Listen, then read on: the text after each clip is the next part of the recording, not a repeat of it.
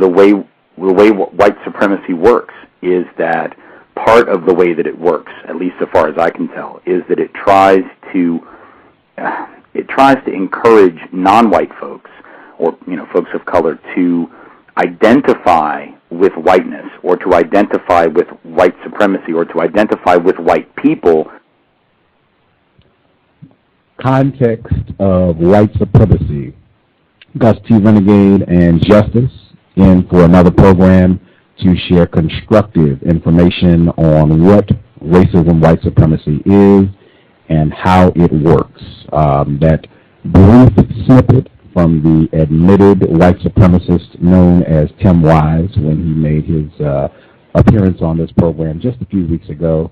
Keep that in mind. I'll probably play it one more time during the course of the broadcast, but keep that in mind. He said that he has concluded that one of the ways that the system of racism, white supremacy works is to encourage non-white people, victims of white supremacy, to identify with whiteness, or identify with white supremacy, or identify with white people.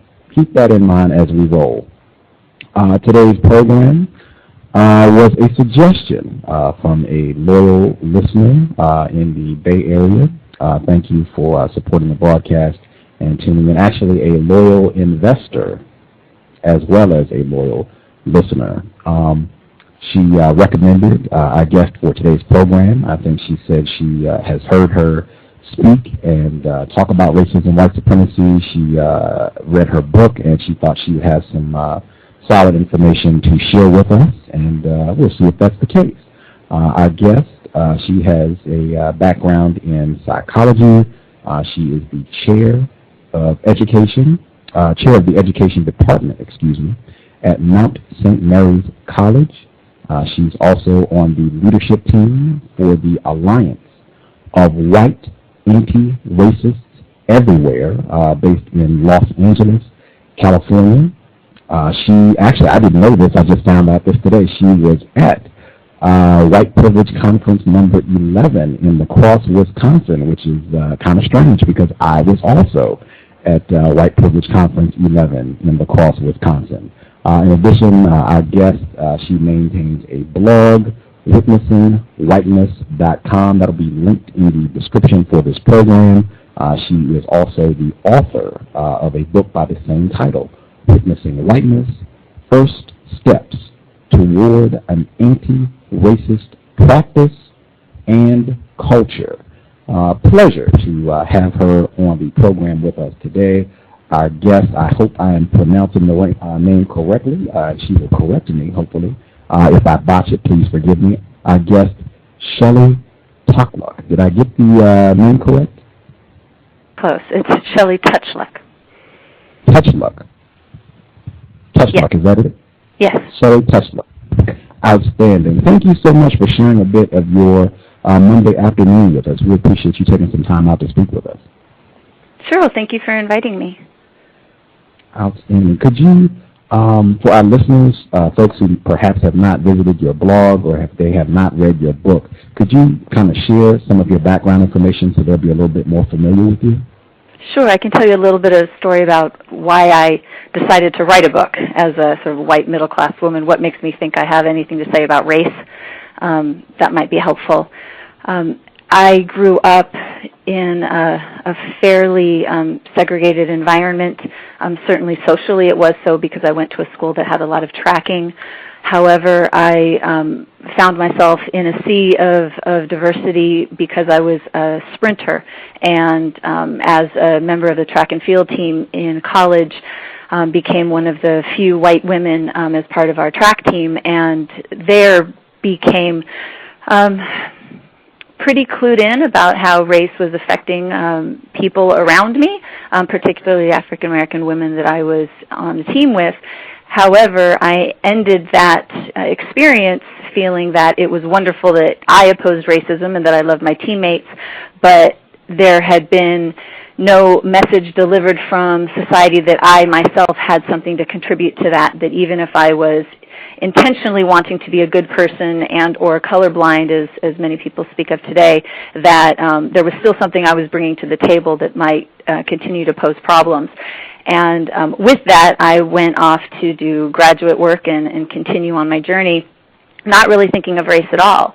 I did end up falling into the teaching profession, and I say falling into because I had been studying psychology and dearly loved psychology, but followed an advertisement to work at an elementary school that was doing violence prevention work, and there decided to stay post the grant that was going on at the time, and ended up substitute teaching and then got a job teaching at the school.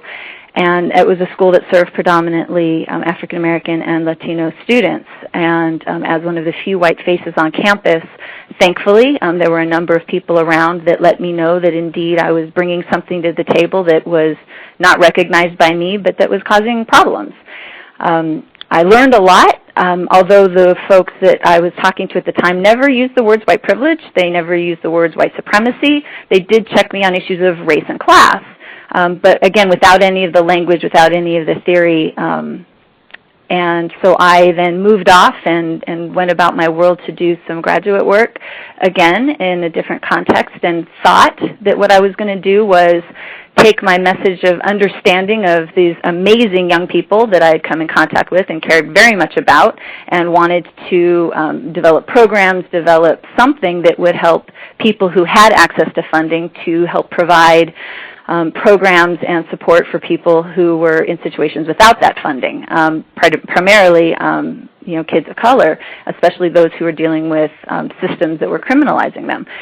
But as I started to do writing and sharing on that work, it really became clear to me that if people I was reaching out to didn't recognize the way that whiteness and or white culture might be impacting their ideas, perspectives, that my efforts might not be successful, or at least appropriately successful. And so I started really looking at what whiteness meant. I really was in a challenged place myself to understand what it meant for me, what it meant for my life, to deconstruct all of that and try to find a way to live in an anti-racist stance, if one can call it that. And so I started really doing a research project looking at that. And from that, I spoke with a number of pairs of individuals who graciously offered up their experiences. Not perfect people, not people that you would put up on the top list necessarily of any civil rights leadership, but people who were striving and struggling, just to me, like the rest of us, who are really trying to be active, and told their stories. And because they told their stories so openly and were willing to give their names and be not anonymous in all of this, I felt really encouraged as well as obligated to see it through and tell their stories, allow their stories to be heard by other people who were also wanting to approach race and the world in a better way. And that's where Witnessing Whiteness came from. Excuse me. Wow, okay. I want to try and hop right in and see if we can cover as much material as possible. We have a full switchboard, and I just pointing this out for the record. I think we have a full switchboard almost, and I think I'm the only male on this call. Just thought that was interesting. You already stated you are a white woman, correct? Yes. Okay. This program, Context of White Supremacy, I have unfortunately concluded that we are in a global system of racism, white supremacy. The definition that I use for both terms, racism and white supremacy, I use the same definition. I use those two terms interchangeably. The definition that I use for both is as follows: a global system of people who classify themselves as white and are dedicated to abusing and or subjugating everyone in the known universe whom they classify as not white. Do you believe that such a system exists, and do you think that definition is accurate? I think the system of it, having been put in place hundreds of years ago, is still very much apparent. I think that people who classify themselves as white are, many of them are not conscious of the role they play within that system. Very interesting. That comes up frequently on this program. The definition doesn't say anything about whether or not white people do this consciously.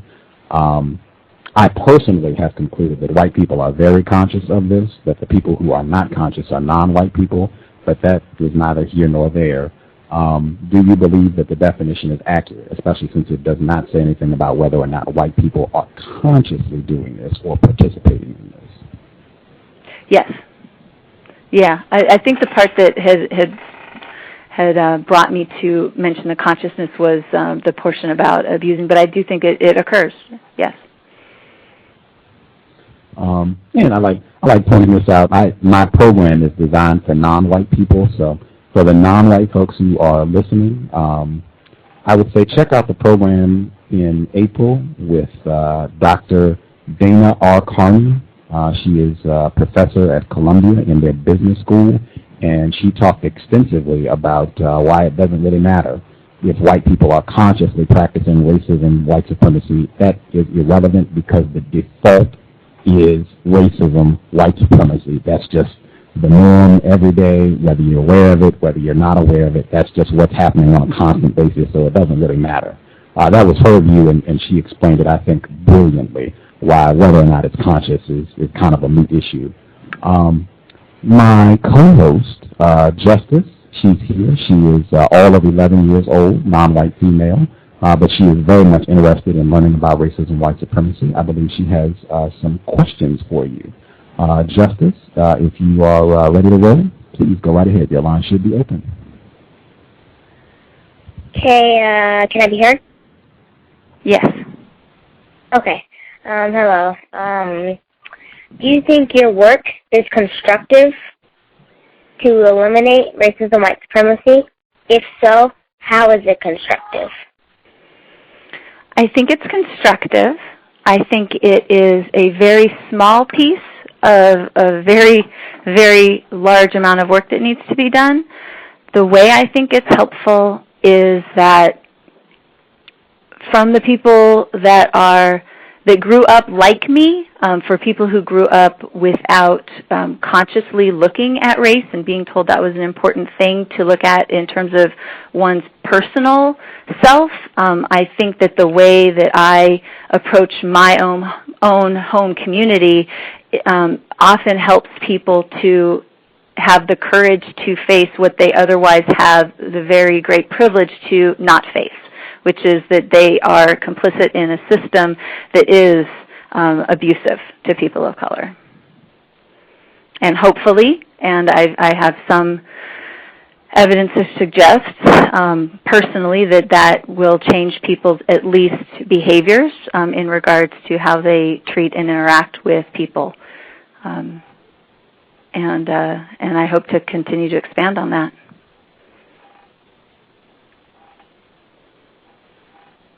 How do you function around non-white people compared to how you function with white people? I think I try to hold a balance that I need to not treat people of color in a way that is tokenizing in any way or dehumanizing, such that I see people as, oh, you're a person of color, therefore I must act differently per se. However, that said, one of the things that I do when I am around mixed groups, which is most of the time for me, or a lot of the time, I try to continue to question myself as to whether or not my actions or behaviors are assumptive, or whether I'm feeling too comfortable in the ways of being that I grew up around. There are certain very particular things that I try to be very aware of. I try to really look closely in groups around how messages are being delivered, around how people's voices are being heard, and whether or not there's disrespect being offered and whatnot, and wanting to disrupt that whenever possible. That's one way. That said, I also am trying to pay attention to those things when I'm in groups of white people, too. If they are saying things that would be offensive, if a person of color were around, I want to interrupt that as well, even if a person of color isn't around. So I'm trying to stay consistent in who I am in all spaces, if that makes sense. How do white people keep information from non-white people? I think silence has a lot to do with it. I think, can you tell me a little bit more about what you mean by information? What kind of information? What I mean by information is knowledge gained through study. Okay. Well, being someone in an education department, making sure that people have access to education is a really important thing, and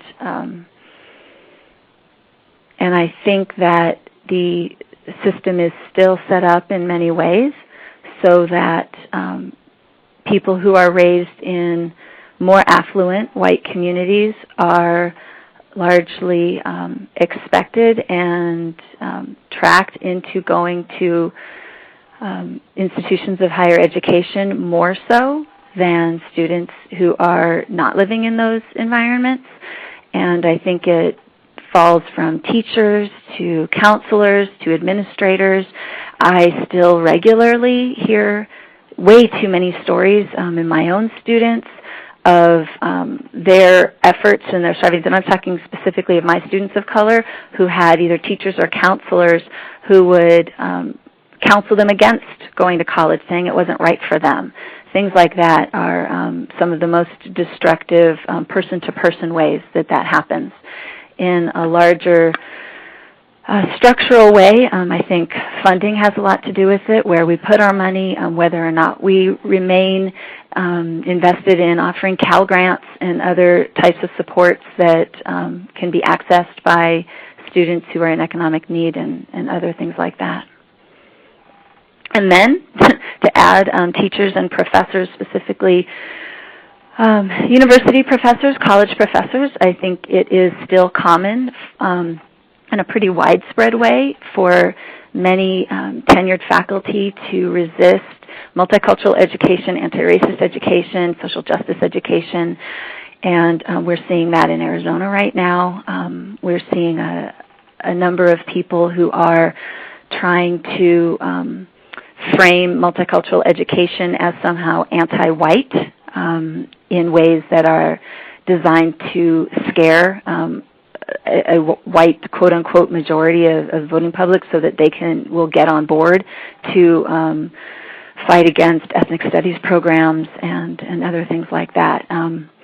So it's, again, both at the professor choosing level, where a professor might choose to just disregard multicultural education and the importance of offering culturally relevant information so that students can really access information and find it relevant to their own lives, as well as structurally in terms of what we're seeing in law right now. So there's a lot. There's a lot. How can you tell when a white person is telling the truth about racism and white supremacy? I don't know that I always can.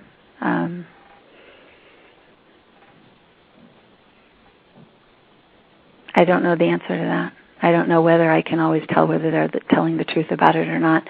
I know what I believe about it, and I know that there are a lot of people who will reject those notions that they even exist. And so if we want to operate from the definition that was given at the beginning of this show and then say anybody who is arguing against it is lying, then from a point of them not being accurate, I think there's an argument to be made for that. But in terms of whether they are speaking honestly from their perspective or not, I don't know that. Okay. How do you counter deception? I think for me, let's just go with either situation, whether or not I do have a gut instinct that somebody's lying to me, or if they are making statements that I think are completely inaccurate about racism and white supremacy. There are a number of different ways I'll try to approach it depending on the context and depending on my relationship with the person. Sometimes I'll try to offer some points of education if there are things I know about it that they don't. Sometimes, given somebody's perspective, I might just try to get them to stop spouting those views by asking them to think about the effects that those views have on other people. And sometimes those conversations don't go very well, and sometimes people don't want to hear me say those things, and they shut down, and then my job is to try and get the courage to reapproach them and reapproach that conversation again at a different point and not give up on that. Okay, that'll be all for now. Go ahead, Gus. Thanks, Justice. Mm-hmm. Thanks kindly. Context of white supremacy, Justice, Gus T Renegade, and our guest, Dr. Shelly Tochluk. Did I pronounce the name correctly? Yes. Outstanding. Doctor, I forgot that early. Dr. Shelly Tochluk. I also wanted to point out the question when Justice asked how you function or how you conduct yourself around non-white people and white people. You said that you try to be aware of if you are tokenizing the non-white people or speaking down to them or being assumptive or being too comfortable in the way that you conduct yourself with them. Is that an accurate paraphrase of what you stated when you responded to her question? Yeah. Okay. To me, that would suggest that you have to make a conscious effort to not behave in a racist, white supremacist manner with non-white people. To me, that would be another illustration of what I mean with regards to it doesn't really matter if white people are consciously being racist or unconsciously being racist. The default is racism, white supremacy, the default setting for white people in a system dominated by white supremacy. The default normal behavior pattern is practice racism, and your response would suggest that, unless I am incorrectly perceiving that. Is what I'm saying, does that make sense? Yeah, it does. I think that society has trained me to act in ways that people of color would find oppressive, and it's part of an ongoing practice to really check myself and make sure that I'm training myself out of those ways. I absolutely agree with that. The reason I think yes, we can just let that stand, and I find the consciousness part important to talk about for me and for my work, because it's by becoming conscious of that system that I can begin to try and train myself out of it. So that's where I find the importance is in the attempt to disrupt what I feel that our society trains white people into. I'm going to open up to an investor. She was very excited about you coming on the program. I think she met you. I could be incorrect about that. She can clean that up if she did not, but I think she met you. The Bay Area caller, if you had some questions you wanted to ask, feel free. Your line is open. Go right ahead. If you have more than one, feel free to ask. I don't have any questions at this time. All righty. In reading your book and checking the blog, because you were at the White Privilege Conference this year, and in your book you cited Ian Hani Lopez, Dr. Joy DeGruy, Charles Mills, Paul Kivel, Tim Wise, Peggy McIntosh, Noel Ignatieff, Robert Jensen, among many other folks. But all the people that I named have been guests on this program, some of them multiple times. Tim Wise has been here, I think, 6 times. Dr. Joy DeGrue has been here a couple times. Paul Kibble, he was just here a couple weeks ago. Saying all that, I feel like this program, this is like the advanced class. So I want to be able to push back against some things, I guess to use the terminology from your book, to sound bells of alarm. Is that okay? Do I have permission to do that? Sure. Okay. I wanted to start off, I think this is important, and while I played the sound clip, I'll play it again right now from Tim Wise. This is when he was on the program just a couple weeks ago.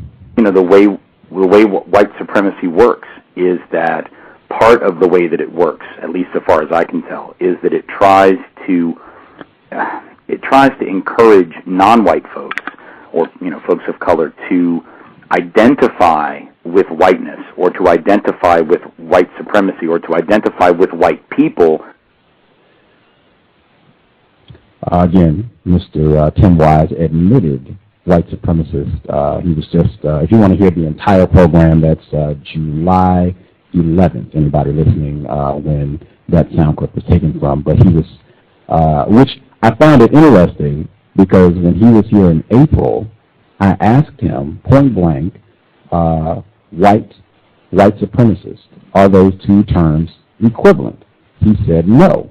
He said whiteness and white supremacy, yes. White supremacist, no. White and a whiteness, no. But from that sound clip, it would suggest that all three of those terms, whiteness, white supremacy, all three of those terms mean the same thing. And in reading your book, I had the same question, because you use all of those terms, and just reading your book, to me, I got the impression that all of those three terms mean the same thing. Just myself, I have concluded those three terms mean the same thing, and in particular, white and racism, white supremacy mean the same thing, meaning that white identity at its core is racist identity, white supremacist identity. So I'll ask, do you think those three terms mean the same thing? I think they probably are. I believe they're referring to different aspects of something that is connected to each other, but I don't know that they are completely interchangeable and naming the exact same thing. Can you restate the first part of that? You said you believe... I believe that they are talking about something that's connected. For example, I think the term white as an identity is talking about identity. I think white supremacy, to me, the way I'm looking at it, is an attitude and a system. But I've not considered that particular question before, so I may stumble in trying to just figure it out with you. But I don't know that I believe that they all capture the exact same thing, although I absolutely think they're related. And what you may be referring to in the book also is, I think that white identity was formulated out of white supremacy, so I absolutely agree with that. I guess... Oh, please, go ahead, sorry. I'm sorry about that for interrupting, but that was a sound clip from the last time when Tim Wise was on the show. Is that correct? Yes, ma'am. The last time was, okay. Did I ask that question? How does white supremacy work? He was responding to a question that you asked. I don't recall the exact question, but I know it was related. He was telling, I think he started by telling a story about a previous talk he had given, and a non-white person stood up and said that he was suspicious, that he didn't really believe that Tim Wise was really sincerely interested in working against racism. And Timothy said that another non-white person jumped up before he could even respond. Another non-white person jumped up and said, "Hey, how can you say that? Timothy, you're doing all this great work, and I don't think it's cool of you to say that at all. And that was a part of his response in saying, see, this is what the system of white supremacy does. It conditions non-white people to identify with white people, whiteness, white supremacy. But it was your question. I just don't remember what the exact question was. Oh, okay, because I do remember, I think I did ask somebody on the show, how does white supremacy work? So, just want to make sure. All right, thank you. No worries, no worries. Okay. My question then was, I think, and this will help clarify to see if these three terms mean the same thing, and I think that they do. In fact, I think that particularly the term whiteness is a very skillful way of eroding the connection between white identity and racism, white supremacy. I think using the term whiteness is a very skillful way that white people try to sever that connection. So I'll just ask directly, do you believe that all white people in a system of white supremacy are racist white supremacists? And the definition that I use for racist white supremacist is directly, indirectly, consciously, and or unconsciously mistreating someone because they are not white. If that is the definition, do you think all white people in a system of white supremacy are racist white supremacists? If that's the definition, then yes, I have to agree with that. Okay. Just pointing this out for the listeners, it's been my experience that non-white people don't believe that that's true. They have a very difficult time grasping that, even though Tim Wise, when he was here, agreed that would apply to himself, even, that he would be a racist white supremacist according to that definition. Can you explain why that is true? With using that as the definition, can you explain why that would be true for every white person in a system of white supremacy? Yeah, I think I'll try. Given your definition, or the definition you gave, it gives so much room for any white person to be unconsciously doing it, consciously doing it, directly or indirectly, doing something that is in some way oppressing or mistreating people of color. And I just see evidence of it every single day with everybody I've ever met who's white. And so if that's the definition, then yes, I think that's not necessarily what people think of when they hear those terms, but given your definition, yes, there's so much that there's so much that happens that is not recognized as coming from a culture of oppression that white people do on a regular basis, that it makes sense to me that that your definition or the definition given can really encapsulate so much. And using the theoretical language of the time, the microaggressions. If you just even look at it at that point, those moments where a white person, and the context I'm in is working in and around and with a lot of people who would name colorblindness as their way of approaching the world. And when I ask more questions about that, a great many of them will talk about, especially if they're a generation just elder to me, especially people who are in their, let's say, late 40s, mid-50s, who grew up sort of, post-civil rights era, and will name, but I was told to do this. Colorblindness, this is the way to go. This is the way to do things better. And what I've come to really realize is that when white people particularly take on the language of colorblindness, it does a number of things that are extremely destructive, and the first of which is it convinces them that they aren't doing anything destructive.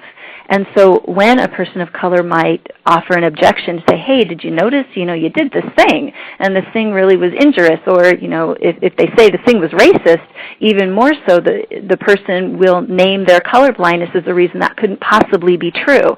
And that in and of itself ends up being an abuse by saying, you can't possibly be accurate about what I just did. So, and that's just the tiny little piece of what I think happens, all the time, right? It's, I see it every day. Me too. And I think that is very important with regards to eroding the incorrect connection that non-white people have to the term racist, white supremacist, in thinking Klan, Adolf Hitler, neo-Nazis, thinking, arch segregationists standing in front of a door blocking people or throwing coffee on someone, and just thinking white person, any white person in a system of white supremacy. That's the connection that you should be making. The white person that you sit next to every day, your neighbor, the white people that you think are cool and attend the white privilege conference, yes. Tim Wise, yes. Every white person in a system of white supremacy, and probably doing things that you're not even aware of, maybe even doing things that they're not aware of, because that's how pervasive this system is. In my view, that's how much the system has been refined, where, again, it doesn't even, being conscious, in my view, doesn't even matter. The default setting is practice racism. If you are a white person, that's what the default setting is. So I think that's very important. I hope non-white people will really pay attention to that, think on it as we move in the broadcast. You brought up colorblind. I was going to that next directly from your book. On page 44, you were talking about how this I guess concept or idea of colorblindness ends up being another way to perpetuate the system of white supremacy. And I'll just read what you wrote. You said that colorblindness implies that there is something negative about being associated with color, and that there is no value in being recognized as a person of color. In essence, we are saying, I don't hold this, and the we is white people, I think. In essence, we are saying, I don't hold this part of who you are against you. Although there are many people of color who use this term to denote that they do not hold our whiteness against us, there are far more who reject the colorblindedness approach for the above reasons. Can you kind of elaborate on that a little bit? Yeah, I was trying to make a distinction. I have some people in my life, some people of color who are extremely spiritually grounded, loving people, and are really making a conscious effort to try and live in a world of love and forgiveness and acceptance. And with those colleagues, friends, particularly when they say they're being colorblind, and if I've talked to them about it particularly, they let me know that this is their effort at working with everybody, even if people are mistreating them. And I think that's a different thing than when I talk to people from my white community who are saying, well, I'm colorblind, because so often what that ends up meaning is I will not, and I do believe they mean I will not consciously treat somebody poorly. I do think that they mean that, but I also think there's a particular defensive part that's really close under the surface, which says, and I'm not part of that thing called racism out there. Other people are part of that. I'm so glad I'm not. So you can trust me not to treat you bad. And so I think when a lot of white people are naming colorblindness, there's something subtle to it that is, and maybe not so subtle, but I think, trying to indicate that they're a safe person to be around, or that they are somehow not complicit in racism, white supremacy, and all of that. And I think if challenged about that, there's very often a quick defense. And I don't think that's the same thing that happens when people of color are asked about race. I think it's just a completely different dynamic.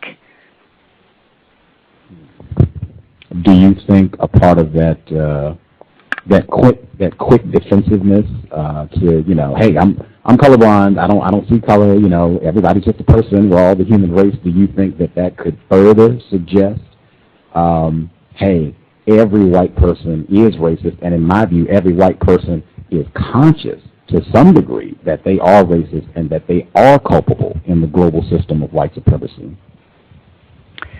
I think there's more of fear about being associated with it than a consciousness, and I absolutely recognize that that's a viewpoint, but my experience with people I've grown up with and been all around, I really don't think a lot of them believe that they're doing anything wrong. It takes some work to get them to see some things.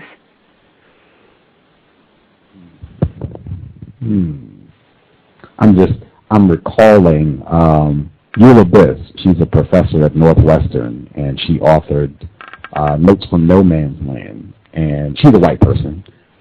In the conclusion of that book, she says, and it's a pretty powerful quote, but she says that white people have a fear of retribution from non-white people. And she went in detail about it when she was on the program, but basically I asked her how many white people does she think have this fear of retribution from non-white people. And she said, I think almost all white people have this fear. And I just thought, wow, again, to me, that would suggest at some level a conscious awareness of white people have done horrible things to non-white people worldwide under the system of white supremacy. Being a white person, I am culpable in that, and at some point, there might be vengeance. What do you think about that statement? Do you think that's accurate? Do you think she's correct in her assumption about white people feeling that they might be due for some retribution? Well, I think there's, and I think this is where the colorblindness part is so pernicious and problematic, is that I think that there are many, I don't disagree with her that people fear retribution if asked about something like that it would rise up and go, if they're being really, really honest, I think that's probably true for very, very, very many. But I don't think they would say that they agree that it's because of anything they did. I think they would say it's because of the history. I think they feel very removed. I think many, many, many white people feel very removed from racism and the history of racism. And so they don't personally feel culpable. They feel that they're going to get lumped in with this thing that they don't really identify with. That they don't think they did any of it. Excuse me? Mm-hmm. What do you mean by removed? Removed meaning that they are separated, that they aren't part of a system that's currently doing damage to other people. I think that's where the colorblindness thing comes in, where if they're blind to color, then they aren't acting out of racism, and I think a lot of people also don't agree that there is any systemic problem left. I think I hear that very much, and that's just that there's another little piece next to the colorblindness that I like to, they often go together, but they're also a distinct thing. There's a lot of people who believe that we have enough legislation to stop any sort of systemic racism from occurring, and so you add those two things together, and we have a whole bunch of people who do not believe that they are part of this thing anymore, and that racism is a thing that happens by other people, and that the system is already taken care of. And so, yes, I think there's fear, but I don't think people believe that it's due to them and what they do. Okay. Thank you for the clarification. What's your definition of colorblind? The way I'm using it as I talk today is colorblindness, meaning particularly from and said by a white person that they do not, and I'm not going to, they will say I don't see color, but I think what that means, what people are trying to suggest by colorblindness is that they do not see race as important. They do not act toward people in a certain way because of their race. They do not make decisions about people, for people, how to treat people based on race. I think that's what people mean. Okay. I just want to ask one question and just get some clarification on removed. So go ahead and say what you were saying. I think I got it all out. I appreciate that. Thanks for the opportunity to clarify that for you. Do you have some other questions, Justice? Oh, no. Not at this moment, thank you. I'm kind of hopping back to the introduction to your book, Witnessing Whiteness, the First Steps Towards an Anti-Racist Practice and Culture. This is from page 6. Says, so I found myself incompletely recovered from my initiation into seeing whiteness. I began to ask some questions. What should the next phase of my racial identity development look like? I realized that for quite some time, I had been seeking validation from people of color to help me see myself as a worthy person in the world. My sense of self had relied upon the black teachers at my school site who said I was not a regular, in quotes, white person. I recalled the satisfaction I felt when the black counselors and administrators called me an angel, in quotes, for my work.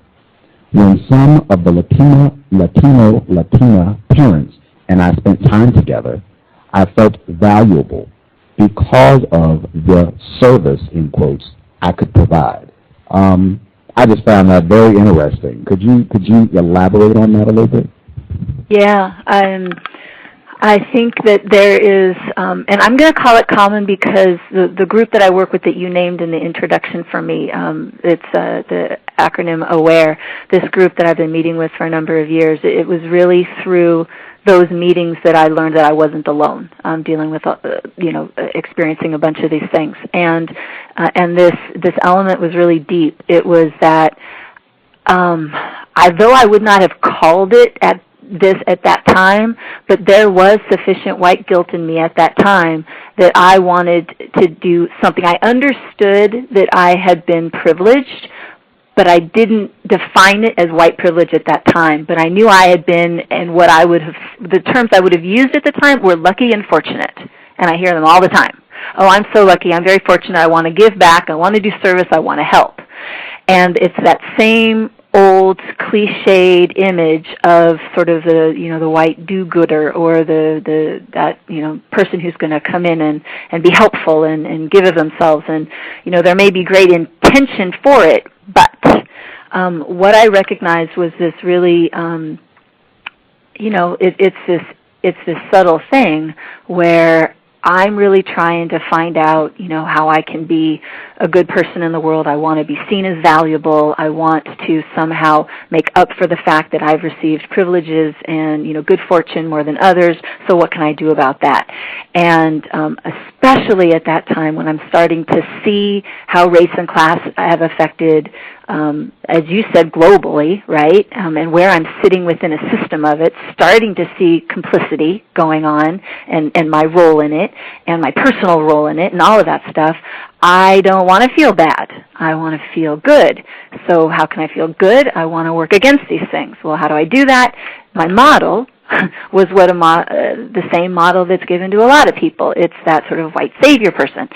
And so in addition to that, and this is where that angel, that not regular thing, and I admit, if this show convinced all people of color to not tell anybody they're a different sort of white person again, I think that would be a really, really good thing, because it was hearing those messages of you're a different sort of white person, you're not like those other people, that I could dissociate myself with that white community that was frustrating to me, that did not seem anymore to exemplify the values that I was starting to want to emulate. And why was that dangerous? It was dangerous because in trying to distance myself from other white people and really fall into a life where I was surrounding myself with people of color and getting these good feelings from people of color and finding my value in that.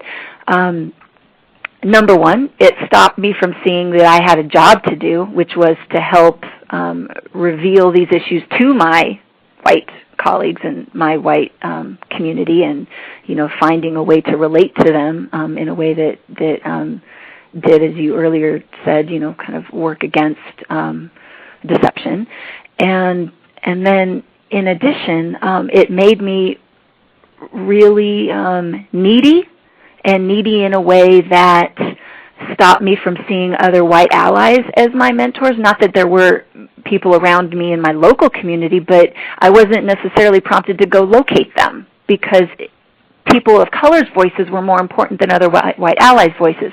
And to some degree I can understand where, it's really important to be opened up to people of color voices if you haven't done so before, but to then rely on people of color to become your mentors, your aides, the people who give you the strokes that make you feel good, that in and of itself ends up very often being an abusive relationship with the classic sort of needy white girl.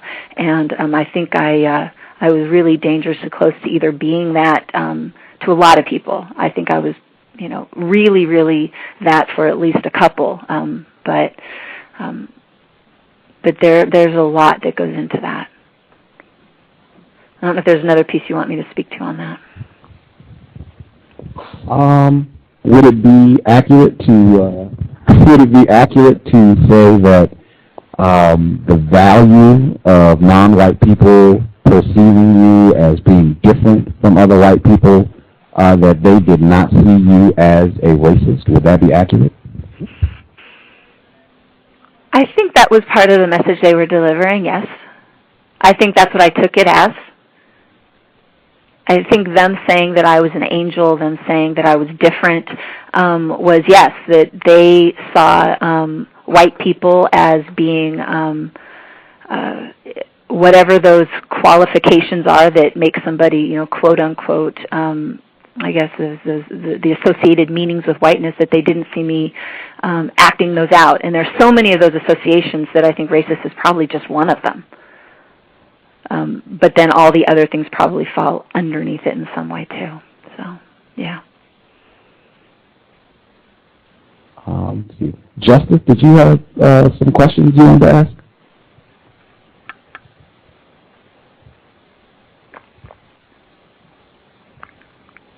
Uh-oh. Justice, did you have some questions? No, not right now. Thank you. Okay. I'm going to double check with my Bay Area listener as well. Bay Area listener, did you have questions, or are you still just listening for now? I'm still just listening for now. Okay. I see one person that did call with a hand up. I'll go ahead and get them now since they might be excited. Person that called in at 2595, did you have a question? Yes, I did. Good evening, Gus. This is Good evening. Right on. How are you doing? All right. How are you? Hello, Miss Tochluk. I believe I may be mispronouncing your name, so I apologize. How are you this evening? Tochluk. It's doing well. How are you? Good. I'm doing fine. I'd like to just make a real quick comment, and then I have a question for you. This is just my opinion. I don't believe, you guys were discussing the terms whiteness, white supremacy, and other terms, and whether they meant the same thing. I personally think whiteness would not exist without white supremacy. Whiteness is more like a political identity. It's not a racial identity, because white people are not white. There's no country or continent called white land. So I don't believe whiteness and white supremacy and white people can be separated. And the other statement I wanted to make was, when I hear a white person tell me that they're colorblind, I know I'm probably dealing with a person that's practicing racism. Because my thinking is, why are you denying color unless it means something bad to you, or you are guilty of doing something wrong to a person of color? And when I hear a black person say they're colorblind, I know that I'm listening to someone who has submitted to white supremacy and are so terrified of being targeted by white people that they're in denial of the fact that they're in denial of what they're actually dealing with. The question I have is, and if you can make a comment about what I just said, that's fine. The question I have is, do you think it's realistic to think that with our collective history, that white people will ever truly give up a system of privilege and power? Do you think that's even a possibility that something like that would happen? without them being forced to give it up.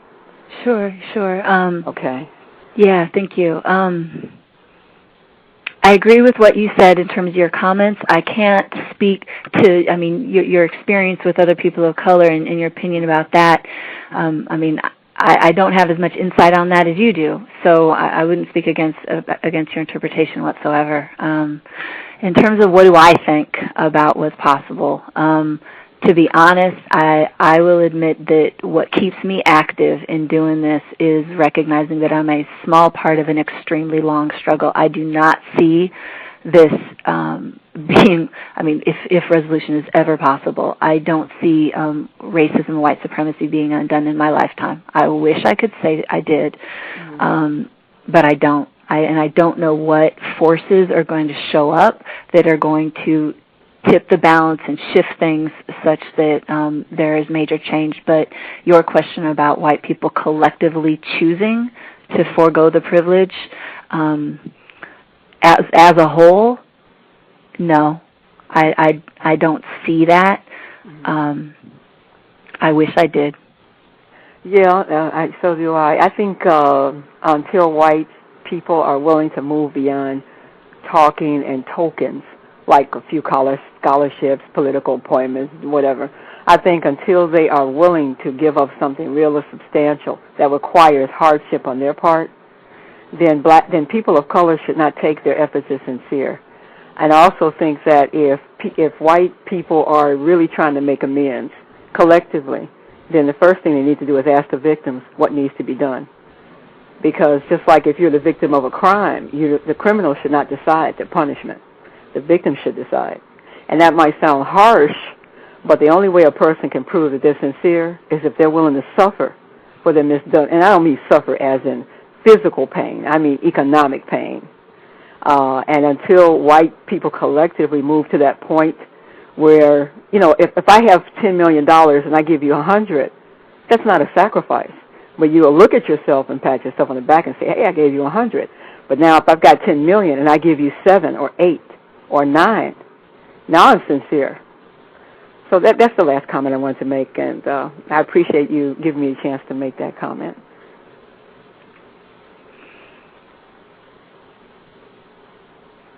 Well, thank you. I imagine that thanks goes to Gus, so thanks. Thanks to everybody. Thank you for calling in. She's also an investor and a previous guest, co-author of Trojan Horse, Death of a Dark Nation. She was just on the program last Wednesday. You can go back and check the archives, and I think she said she would be agreeable to coming back, so we should be hearing from her again down the road. I guess the pushback that I wanted to make, I think it's really important for non-white people. We already touched on being a white person in a system of white supremacy means racist white supremacist, which I think is very important for non-white people to understand. I also think it's very important, and I want to point out, you wrote this book for white people. Is that correct? Pretty much, yeah. Okay. I think that's important, too, if any non-white people are listening. Very important. In fact, I would say I would not recommend this book for non-white people. Your intended audience is white people, and I think that comes across in the book. I think this might cause confusion for non-white people. I think it's very important to get it established early. I have concluded that the evidence suggests white people are not going to stop practicing racism, white supremacy, and I think that is extremely important for non-white people to understand what that means. White people are not going to voluntarily discontinue mistreating people who are not white. Every white person that I've asked who's been on this program has said, yes, the evidence would suggest that that is true. Do you feel that's a true statement? I think if you're speaking in a full generality of the full white population, I think evidence would suggest that that's true. I think there are individuals who are attempting to disengage from that, but I think that people who are doing that are still in a vast minority of the white population. Which people do you think are attempting to do this, to not be racist? I think. I mean, what do you mean by which people?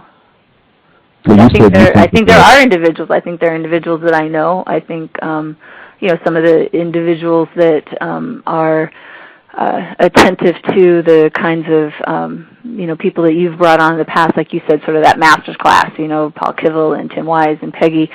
Some people who are being really attentive to trying to interrogate themselves, looking at what they're doing and how the system operates, I think are sincere in their efforts. I do believe that, but I think that still the people who are with sincerity really trying to act in an anti-racist fashion that is honest about how deep it is entrenched is still a very small number. Not statistically significant, borrowing a term from Dr. Combone, the number of these white people who allege to be against racism, white supremacy, they are not statistically significant. And I would even say further, the people that I listed, Tim Wise, Dr. Peggy McIntosh, I have no belief at all that these people are sincerely interested in replacing white supremacy with justice. Just their conduct on this program alone suggests to me that they are not interested in replacing white supremacy with justice. Tim Wise, he referenced other non-white people who work against racism. He referenced their work as pseudoscientific bullshit. He got an attitude with Justice. He was 10 at the time. He got an attitude with her when she asked him if he was a racist. Him getting an attitude with a non-white person, period, to me causes a raised eyebrow, but particular for him to get an attitude with a 10-year-old, he asks, are you a racist? And he gets an attitude. That says a lot for me. Peggy McIntosh, when she was here, got an attitude because I used the term white supremacy, and she said she didn't want to use that term. She wanted to use the term white privilege, which was, I didn't get mad because she did that, but I did point out consistently. She wrote an article within the last year where one of the suggestions that she gave was white people should be more willing to use the term white supremacy. Black and white, bold-faced print in her report. Then she came on the program and she refused to use it. She didn't agree with my definition of white supremacy, but she wouldn't volunteer her own definition of the term. So I have seen no evidence that any of these white people can honestly say, I'm really against racism. I'm really about working hard to eradicate this system. I can't even say that, but at minimum, these white people are not statistically significant. We at least have agreement on that. Is that accurate? I don't know about numbers, but it's definitely way lower than the majority. I mean, I tend to say that, even to anybody, I'll tend to talk about how I believe I'm probably, my opinions about the world are held by maybe 2% of the population. I tend to say that. So if that's statistically insignificant, then there you go. I think that might even be overshooting, but, 2%. I'll let folks evaluate for themselves if you think 2% is statistically significant. And I think for me that goes right to what you're writing on page 216. I'm just going to read what you have here. It says, this is a non-white person who's talking. Jennifer, non-white person, also said that moving through this experience with Karen helps diminish the fears she recognizes she once had when interacting with whites. In fact, when asked about her openness to having me, a white woman, come into her home for these interviews, she credited her relationship with Karen. That's one of the things I can see came out of our friendship. I'm not afraid of white people. Not that I ever consciously was, but I feel less threatened, like I've got to protect myself around them. I have a huge problem if the result of a non-white person's contact with a white person is that they feel a minimized or a reduced need to protect themselves when they have contact with white people. man, I feel like that is terrible and should never happen in a system of white supremacy. What are your thoughts on that? I think that's Jennifer's experience, and I just needed to lay it out there as it is. If there's anything I am trying to hold true to, it's that speaking in terms of what people of color ought to do or not do is really not for me to say. I think your voice should be stronger on that.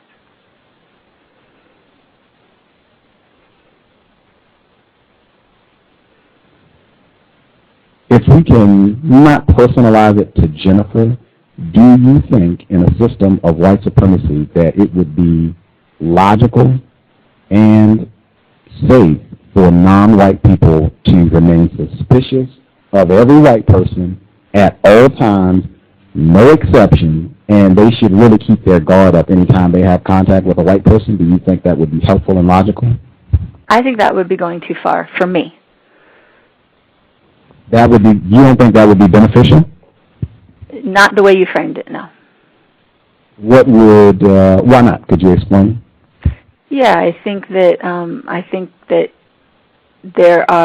I think people need to be able to make their own judgments based on the context and their own personal history with who they're dealing with and what that environment offers them. And so to make a blanket statement like that feels like it's going too far.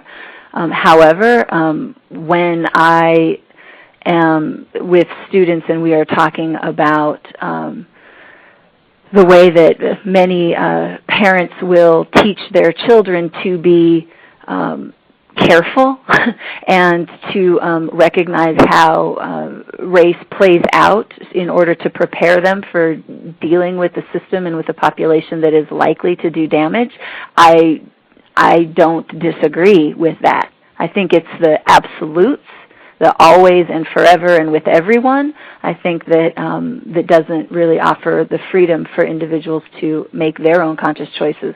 But in general, is it still worthwhile? And do I hear people continuing to name the importance of preparing their kids for entering a system where they're going to be receiving messages about inferiority, et cetera, et cetera?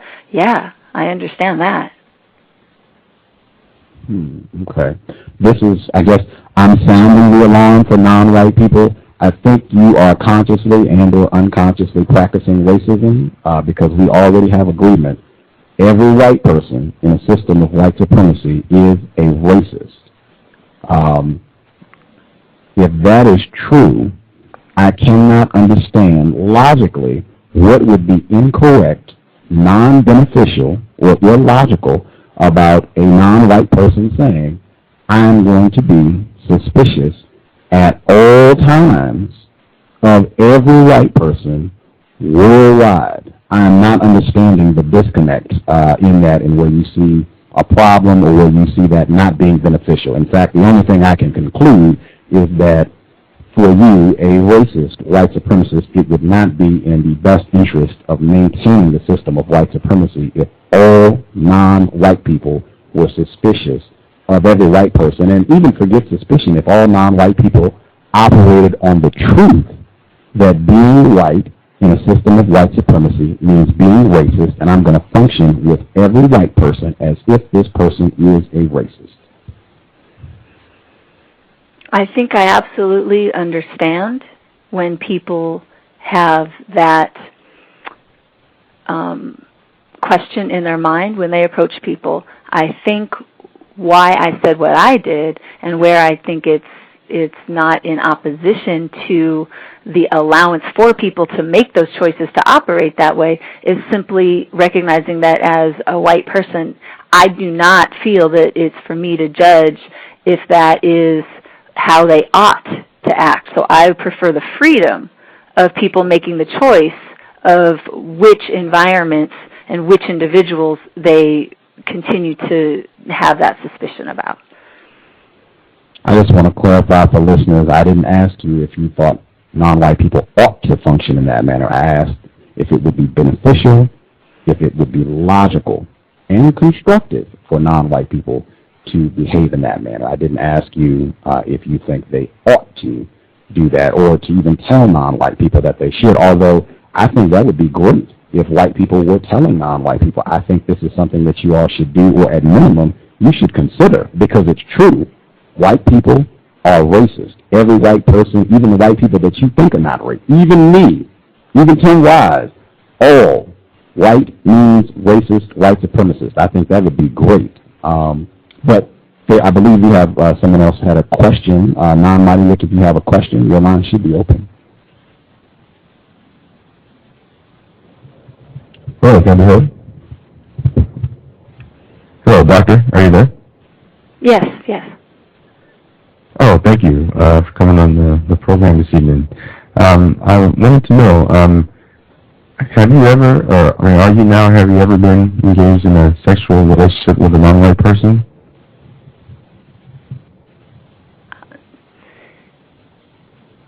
To be honest, I'm not sure I feel comfortable answering that question, just that it's just extremely personal. However, I have had significant relationship, love feelings for people that are not white.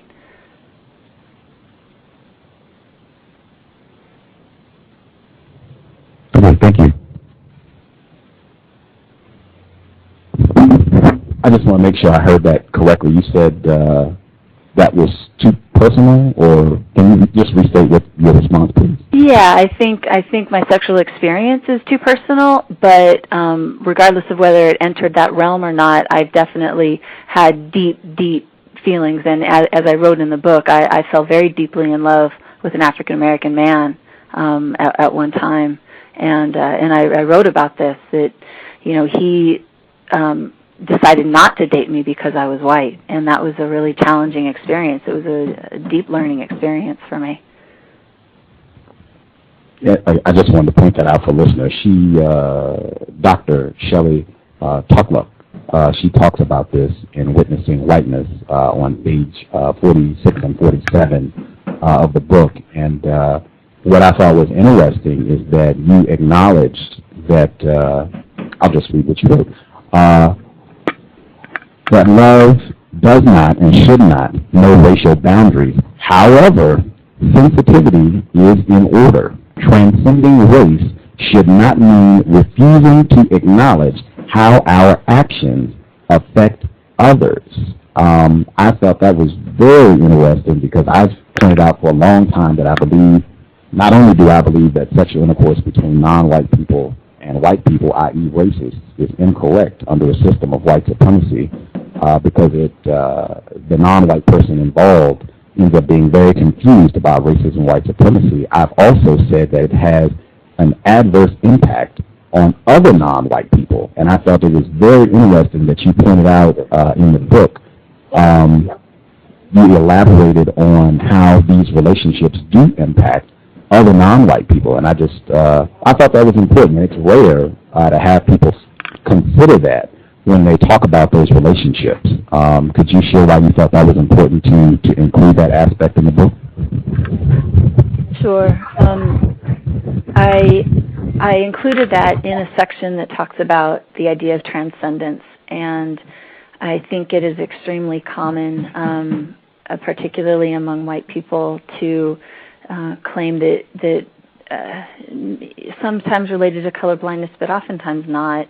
Just that, well, especially for people who are really naming a spiritual orientation, that somehow they have transcended race or beyond race, don't see the importance of race, and oftentimes that is a way to not deal with what, and I thought, racial baggage, the racism that's been infused in our psyche since, for all of our growing up years, and if we are in this culture particularly, is what I'm talking about. And so I think that often how it's used, and this is what I've seen it used by, or the conversation I hear is, well, we've transcended race, so in this relationship, who cares what somebody else thinks? they are clearly less evolved. And even if they're not saying those words, I think it's what is implied, that somehow people who are still naming racism, people who are still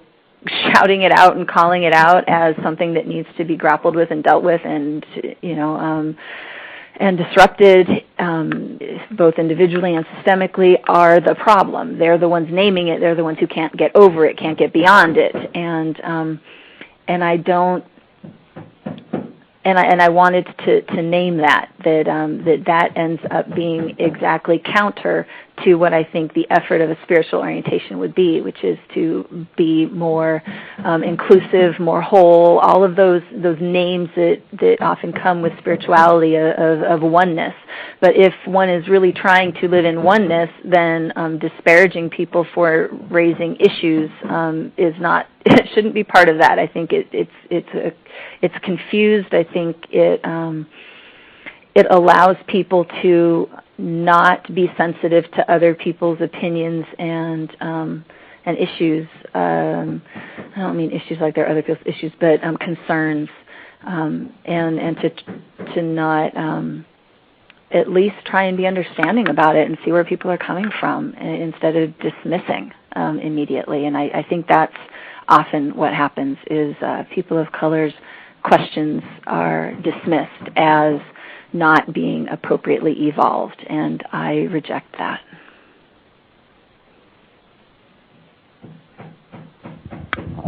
I want to, if I may, I want to read another passage from the book concerning this matter. At that time, I could not see why the injury to black women was important, or more correctly, I did not want to care about what this man saw and what black women would feel. This is in response to the black male saying that he was not willing to pursue a relationship, sexual relationship, with a white person, specifically our guest, Dr. Shelly Tockluk. I'll start again. At that time, I could not see why the injury to black women was important, or more correctly, I did not want to care about what this man saw and what black women would feel. I could not grasp why what someone else thought about our potential relationship made a difference. I'm going to read that sentence again. I could not grasp, this is a white person, an admitted racist, if I have understood our conversation correctly, since she's white and all white people are racist, an admitted racist saying, I could not grasp why what someone else thought, particularly non-black women, I could not grasp why what someone else thought about our potential relationship made a difference. I recall saying things like, we can't be responsible for their feelings. We should be punished for something we were not a part of. This is an admitted racist saying this. Why can't we just be beyond race? Even though I thought I transcended race and was ready to be in a relationship with anyone, that very belief caused me to become insensitive to the effects my actions would have on others. I was only concerned about myself. This is from page 47 of Witnessing Whiteness, First Steps Toward an Anti-Racist Practice and Culture by Dr. Shelly Tockluk. I'll let the passage speak for itself. Listeners can come to their own conclusion. I wanted to check Bay Area caller, since this was your recommendation. Did you have any questions you wanted to ask?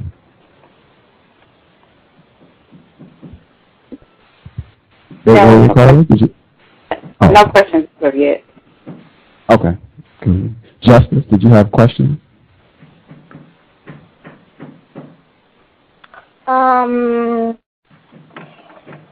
What do white people want to do with non-white people? Can you tell me more about what you mean by that?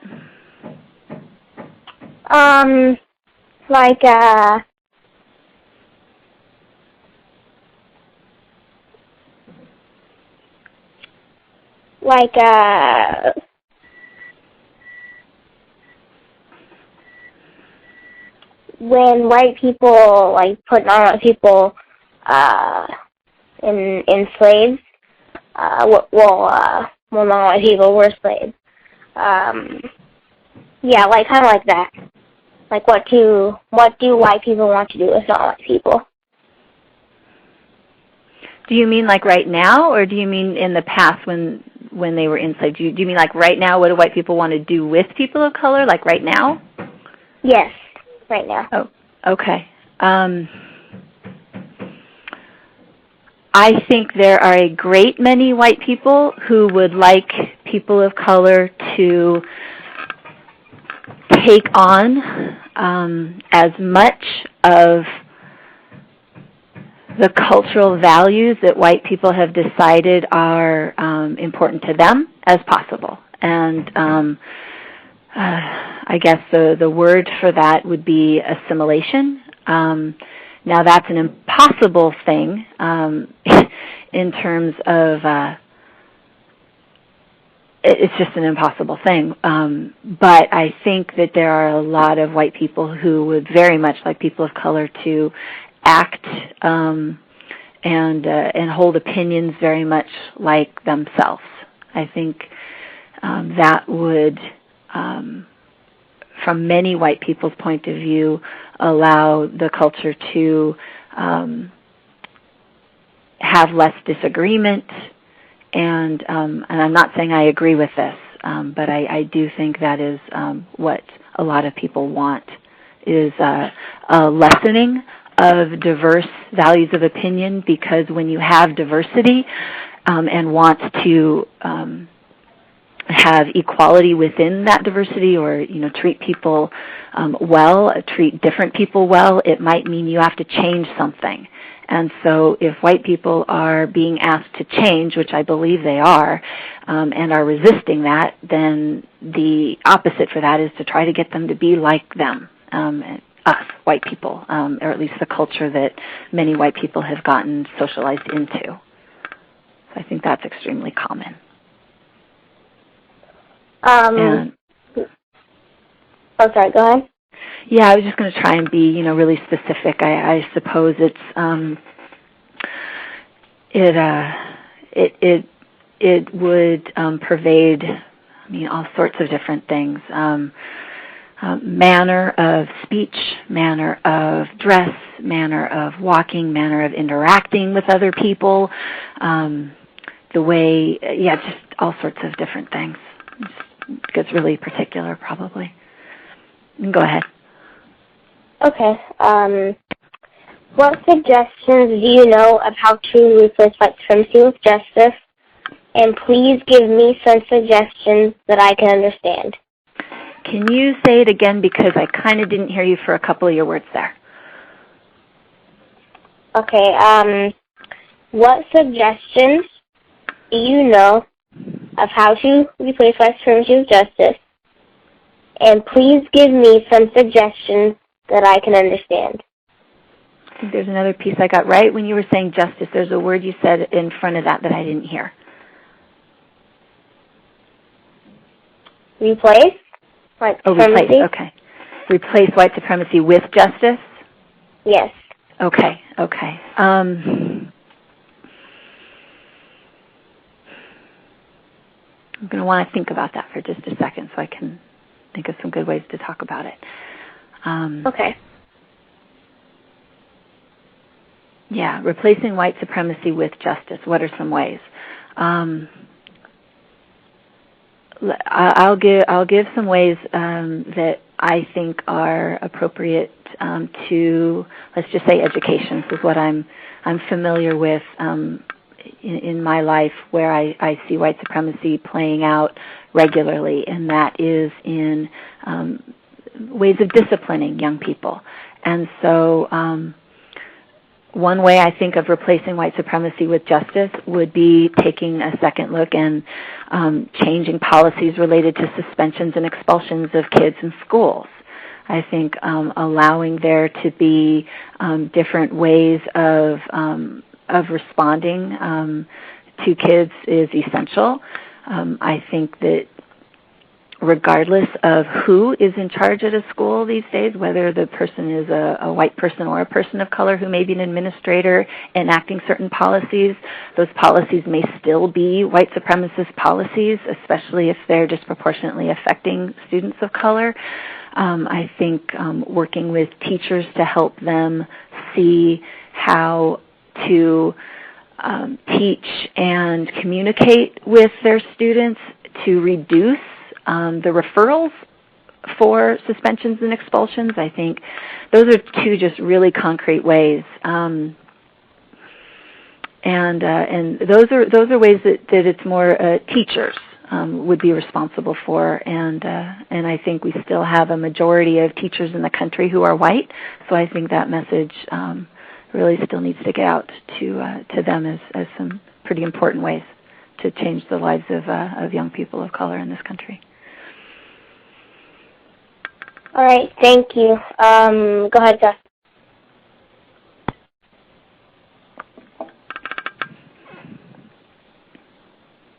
Oh, okay. Good.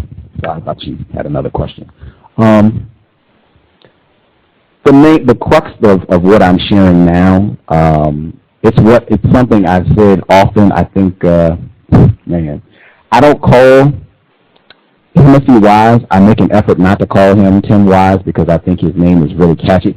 The bottom line is I don't believe Tim Wise is really about replacing white supremacy with justice, and I think his conduct on this program has evidenced that. But at any rate, I don't call him Tim Wise because I think the name is too catchy, right? I think non-white people, or white people, if you get involved in studying racism, white supremacy, you're going to run into Tim Wise like, man, he might be the first name that you come in contact with when you start to study seriously racism, white supremacy, and I think that is disgusting. That is disgusting, and I hope that part of my measurement of effectiveness in countering racism will be Tim Wise going out of business, that he cannot.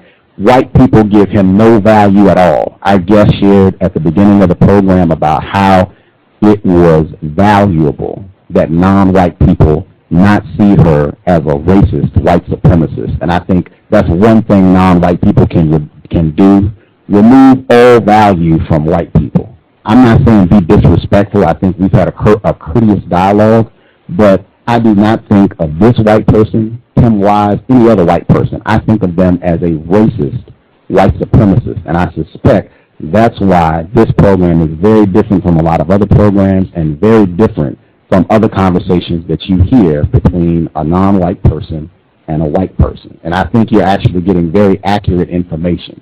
The point of all that efficiency, white people really make an effort to make non-white people not time-wise. They make us very inefficient. I don't feel like we're getting efficient responses. Justice, the answers that she just gave to your question, do you understand ways that you, as an 11-year-old non-white person, could work against racism?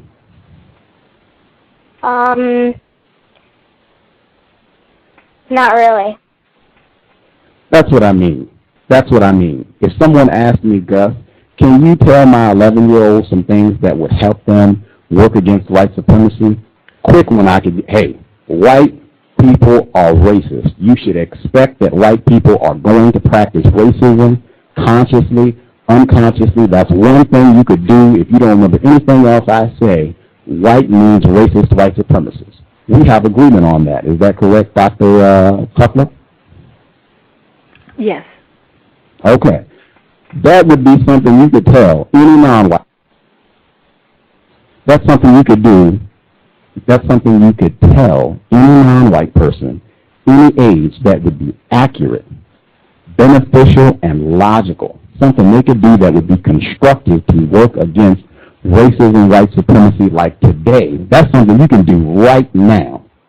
Everybody, any non-white person anywhere on the planet, that's something you can change about your thought, speech, and action right now. That's efficient. I'm not feeling efficiency from, unless you think what I just said is incorrect. Is anything about what I just said incorrect? You know, I know what I recall was in searching for the answer to Justice's question, I didn't hit the question correctly. So my apologies for not giving an answer appropriate to her question. You want to try again? Sure. Yeah. Okay. Yeah. Justice. So as you are seeking to replace white supremacy with justice, and you as an 11-year-old, and what can you do? I would continue to invite you to name injustice when you see it. I would encourage you to build your community around you for people who understand these issues, and make sure you're not alone when you confront these issues, or at least try not to be. Try to bring people around you that also can speak to this. Practice using your voice about these things. And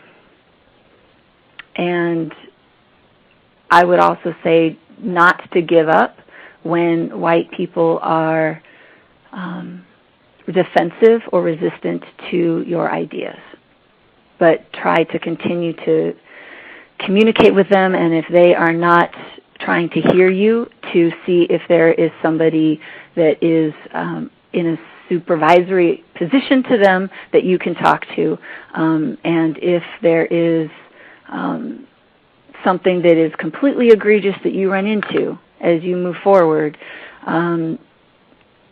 let them know that you are willing to be vocal about the way you see race playing out and where you see racism arising. Those are things I would say to you. Okay, thank you. You're welcome.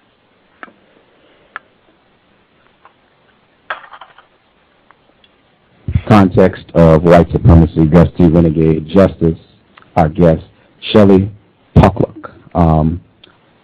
Bay Area caller seems like she has questions now. Bay Area caller, go right ahead.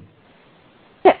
I wanted to ask, it's one of the things I think, Dr. Tochluk, when I was at one of your presentations, you mentioned that white people have a tendency to like to separate themselves from like neo-Nazi, KKK kinds of groups.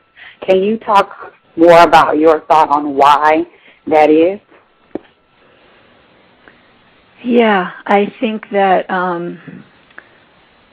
we are living in a time where, thankfully, when somebody is doing something that is absolutely widespread, understood and named as racism, that the culture tends to say that that's bad, and people don't want to look like they're associated with bad things. And so the KKK is, and things that have been, white supremacy is really feeling like it's being isolated to just the KKK right now as sort of an avowed who's saying they are this thing. And I think because of that, people don't want to be part of that thing that is pushed out to the fringe, that is recognized as being absolutely violent and avowedly racist and whatnot. So for people who are not personally avowing that, who do not see themselves as participating in that, then the words white supremacy feel like it's including them in something they don't want to be a part of.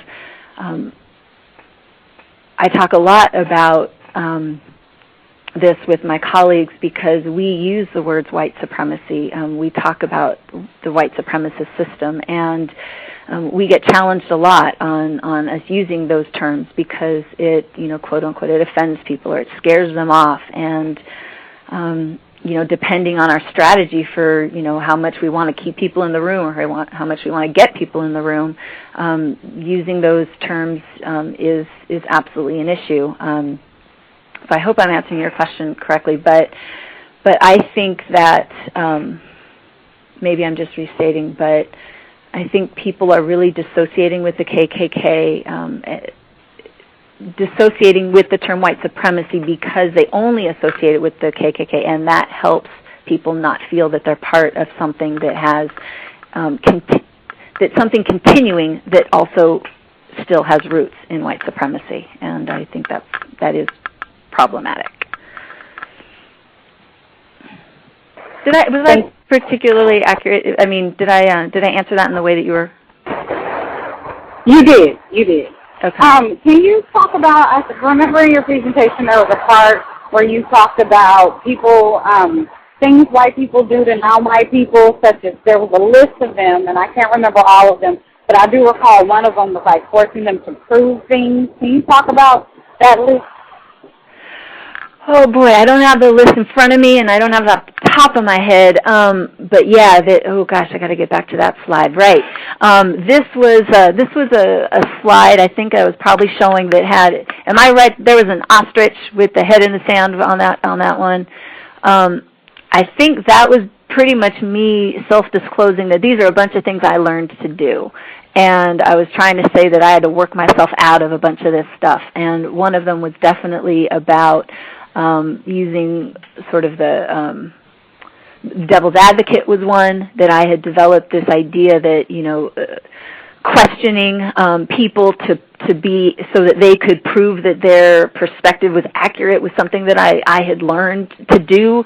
And so, if a person of color would say to me, oh, such and such a thing happened to me and it was racist or it happened because I'm black or I'm Latino or whatever, that I felt completely justified and felt that it was part of my job as a smart person to say, well, how do you know? And that I now recognize that is just one of a number of things that put me in a position of really creating a damaging situation. What were some others? Some of these really came out of my teaching stuff, my teaching practice. As a white teacher, it would be very easy for me to give advice to the parents who came in. And I think the most important part was that it was unsolicited advice. I felt that it was my role and my, it was not just obligation even, but it was my right to tell people things that they could or should do in their home that would be of benefit for their children. And I was not trained to see that that if I wanted to offer some opinion that I needed to ask if that was an opinion that was invited first. And so there was a great amount of disrespect in that that I was taught to do as well. And let's see. I think I was taught to make judgments. I'm definitely taught to make judgments about why people did what they did, and allow myself to put myself in their place to imagine what I would do as though there was any equality in that. For example, and this is a conversation that was had a lot, why do people continue to live in a gang-infested environment? Oh, my Lord, I've heard that phrase more times than I can think of. And the trained response is, well, if I lived there, I would do X. Or, just some sort of taking one's personal experience and then attributing it that everybody else has either the same interests, the same understandings, or the same privileges to do things in a different way, or that even somebody would want to do things in a different way, and without in any way understanding the situation that they were even talking about, and taking those liberties to make judgments well ingrained in me. Those are just a few that I think were probably on that list.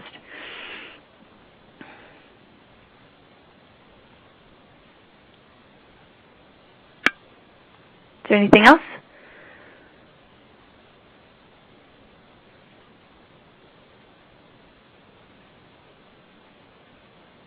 Area caller, did you have another question, or are you satisfied? Oh, she switched lines on that. I didn't see that. Gotcha. Hey, area caller, did you have other questions, or are you good? No more questions.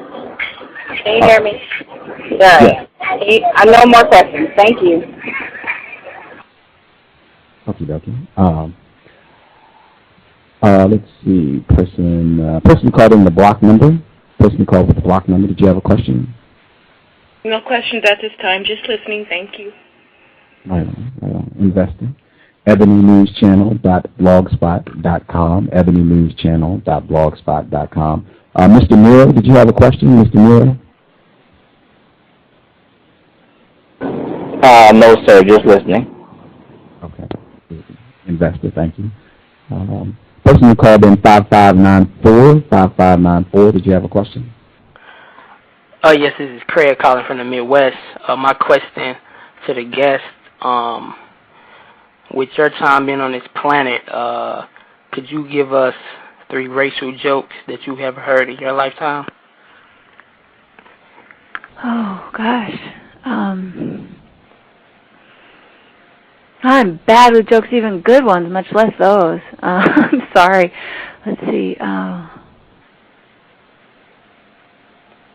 That's one of the, and I'm not trying to evade your question, I just can't think of anything right now. I'm absolutely sure I've been around them to some degree at some point, whether it's just hearing on the news or whatever. But if you don't mind, I want to take the opportunity to make a point that I think has really been important for why I'm doing this stuff, and the groups of people that I'm trying to work with really particularly is that I was raised in an environment where people didn't really talk about race at all. And, I mean, people who would maybe if not call themselves good liberal people, but, people who were beyond it, that is the language that was used around me. So I didn't grow up around people who told racial jokes.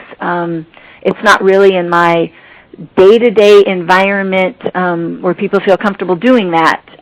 So I don't have anything that comes to my mind right away. That's not to say that they haven't always been around, but I'm sorry, I don't have any. I have a proposition. I'm going to try this out with white people in the future when racist jokes comes up, because Dr. Joe Fagan, he has written a lot about racism and white supremacy. He is an admitted racist. He was also on the program, and we talked about his book, Two-Faced Racism, and he talked extensively about racist jokes, what role they serve in perpetuating racism and white supremacy, how racist jokes can serve to mark a certain space or territory as racist white supremacy terrain.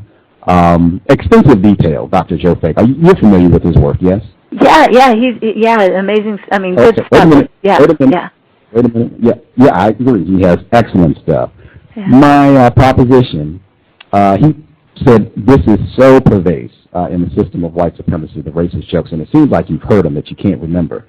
I propose I'll pitch you 3, because I've heard racist jokes. I've asked white people to tell me the jokes because I think they reveal a lot about racism and white supremacy. So I'll pitch you 3, and you can just tell us if you've heard them or not. My experience is that generally white people have heard all the racist jokes I know. That's been my experience, so we'll just get to see. Okay, I'm reading this one because I heard this one before. What does Obama's change mean? Come help a nigger get elected. Have you heard that one before? No. Oh, okay. That is a first for me. First time white person has not heard the racist joke I was sharing. This is the first time I'm reading them offline. Normally I just tell ones that people have shared with me, so I'll try one of those too. What do you call one white person with 10 black eyes?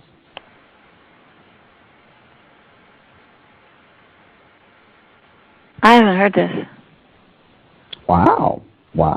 Quarterback. First time. Someone told that to me. I've actually heard that one a couple times. I think it's in a movie as well. I don't remember the film, but it's in a movie as well. Let's see. Oh, it's in Ray Don Chong. I did a counter-racist film review of Soul Man. It's in Soul Man. They're on Harvard campus, and the students are telling a series of racist jokes, and that's one of the jokes.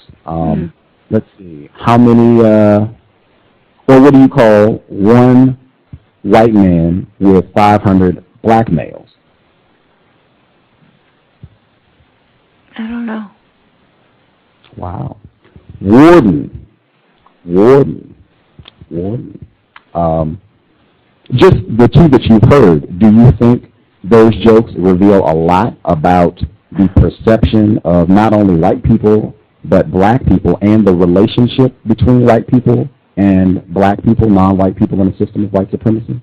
Oh, yeah, just hearing that. I mean, because what I'm hearing, like especially that last one, I can imagine that being told not just by people who are making fun of people of color, but I can actually also imagine that being told by people who are invested in social justice and trying to name that it's common to understand that, you know, people of color are predominantly ones locked up, et cetera. So, I mean, yeah, it absolutely reveals the problems that we've got. Yeah. Okay. And this should serve as evidence to have a white person come in and explain, hey, these jokes reveal a lot about the workings of racism and white supremacy. So no white person should be balking or getting upset if a non-white person requests, hey, could you share some of the racist jokes that you've heard? If you've heard them, could you share them? This would help me understand racism and white supremacy. Correct, Dr. Tockluk? Oh, I think that's a nice way to approach it. Yeah. Outstanding. Okay, I got one more. And I read this one. And I think I've heard it as well, so we'll see. What is the difference between a large pizza and a black male? I have not heard this. Wow. 0 for 3. You are first. A first on the cow. We were due. I think this has been like a year since we've had a first on the cow. So there we go. A first white person had not heard any of the jokes, racist jokes that I told them. Difference between a large pizza and a black male. A large pizza can feed a family of 4. Oh, wow. Yeah, it's a whole other level, isn't it? Hope you all heard that. And they have tons of websites. Dr. Fagan talked about this. They have tons of websites where you can go, and they got pages and pages and pages of these jokes. You can get non-white specific. They got ones for so-called Asians, so-called blacks, so-called Arabs. They got a ton of these. Go online, investigate, and think about what these jokes mean. They tell a lot. Justice, did you have questions? Yes, no? Yes, no? Oh, no, just a little bit. Person who called in from a blocked number, you have a hand up? Person from blocked number?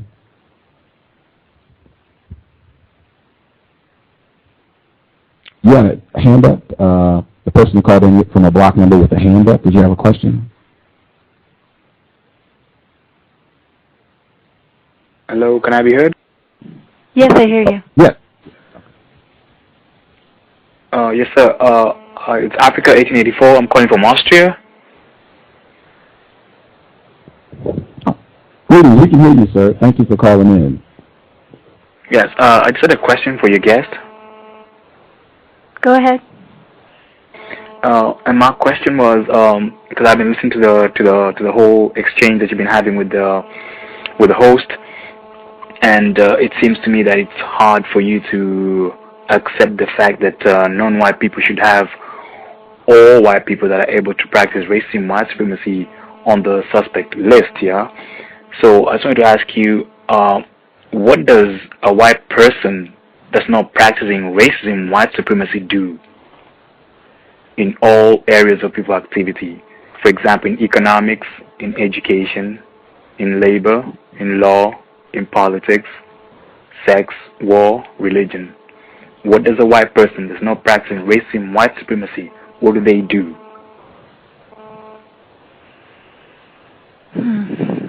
I would like to name that, in advance of answering your question, we didn't get to the finer points of that one point, and guys, you can go back to this if you want as well. I do think it's logical to be suspect of everybody. I'm not convinced it's beneficial, and I'm not sure what other word that was used, but that's the part that I wanted to leave open of whether it benefits somebody or not. That I don't feel like is for me to decide. Logic, yes, I would say that if we tease that one out. In terms of the question you just asked me, what would somebody do? What would it look like? What is a white person that's not practicing white supremacy? What does it look like for somebody who's not practicing white supremacy? right? I apologize. If I can I hop in real quick? Because this is just a quick yes or no. My apologies, African 1884. This is very uncouth of me to disrupt your question. Do you think it would be constructive for non-white people to function logically? Do you think that would be constructive? Just yes or no. Yes. Okay, that's all I needed. Thank you. Could you continue with your response, please? Yeah. I think what white people would do when trying to disrupt white supremacy, or if they are not practicing white supremacy, I think they would be asking themselves questions about where they choose to live in terms of housing, that they would be attentive to whether or not there is housing discrimination happening around them. I think that's one form. I would want to say that I do believe the system is so large that unless you're living off the grid, I think it's hard not to be complicit in it. And I think just knowing that you're complicit in it is problematic, but it is at least you have to know. You can't do anything if you don't know. But once you know, then you can be paying attention to, programs like this where people are trying to raise consciousness around where is the system currently functioning to disadvantaged people of color, and then be in support of people who are naming that and do something to help be on the voting side and or the activist side to support people of color led movements to make particular change.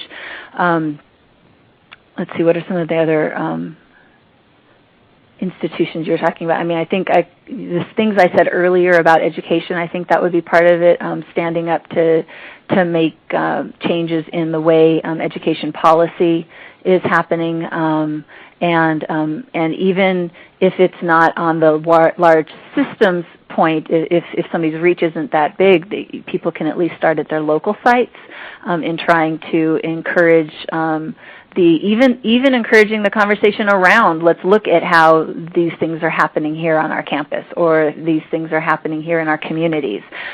When there is a choice to be made among a community for what's going to be present within the community, is the not in my backyard sort of approach going to be followed, or is someone going to show up to the town hall meeting and say, no, this is important and this should be in my backyard because this is part of our society and we need to care for all, and I'm thinking specifically when it comes to different services and things like that, where people are always trying to get away from folk. I mean, those are just a few pieces. I think the work that... Wait a minute. I'm sorry. This is not an interruption. I'm interjecting because I think you might be practicing racism, white supremacy now. I think, and I suspect you could be consciously practicing white supremacy. I want to make sure before I continue. Am I understanding the question was, what does a white person do in all areas of people activity? What does a white person do that is not practicing racism, white supremacy? Was that the question? Yeah. Yes, sir. Okay. Now, you said at the beginning of the program that you are not able to accurately judge when a white person is practicing racism, white supremacy. You can't always tell. Is that accurate? I believe that I answered your question that I didn't know if they were being honest or lying about it. I think that's what you had asked me before. Okay, so it would be accurate to say that you stated earlier this broadcast you're not able to tell when a white person is being deceptive, correct? Yeah, I did say that. Mm-hmm. Okay, so for me, racism, white supremacy, the primary tactic is deception. For me, logically, you can't really tell when a white person is practicing racism or not. True? I'm not sure I'm following you on that. Let me give it to you again, because you said you can't accurately tell when a white person is being deceptive. I'm saying the primary weapon of white people who practice racism, white supremacy, is deception. Now, if that's true, it would mean you can't really tell when a white person is practicing racism or not. Does that make sense? It makes sense to me. The way I answered it was about honesty, and when I hear you say deception, I'm still thinking about people's verbalizations. Are you meaning deception in a different way? Let's hear your definition of deception. My definition of deception would just be someone not being accurate, not being honest. What's your definition of deception?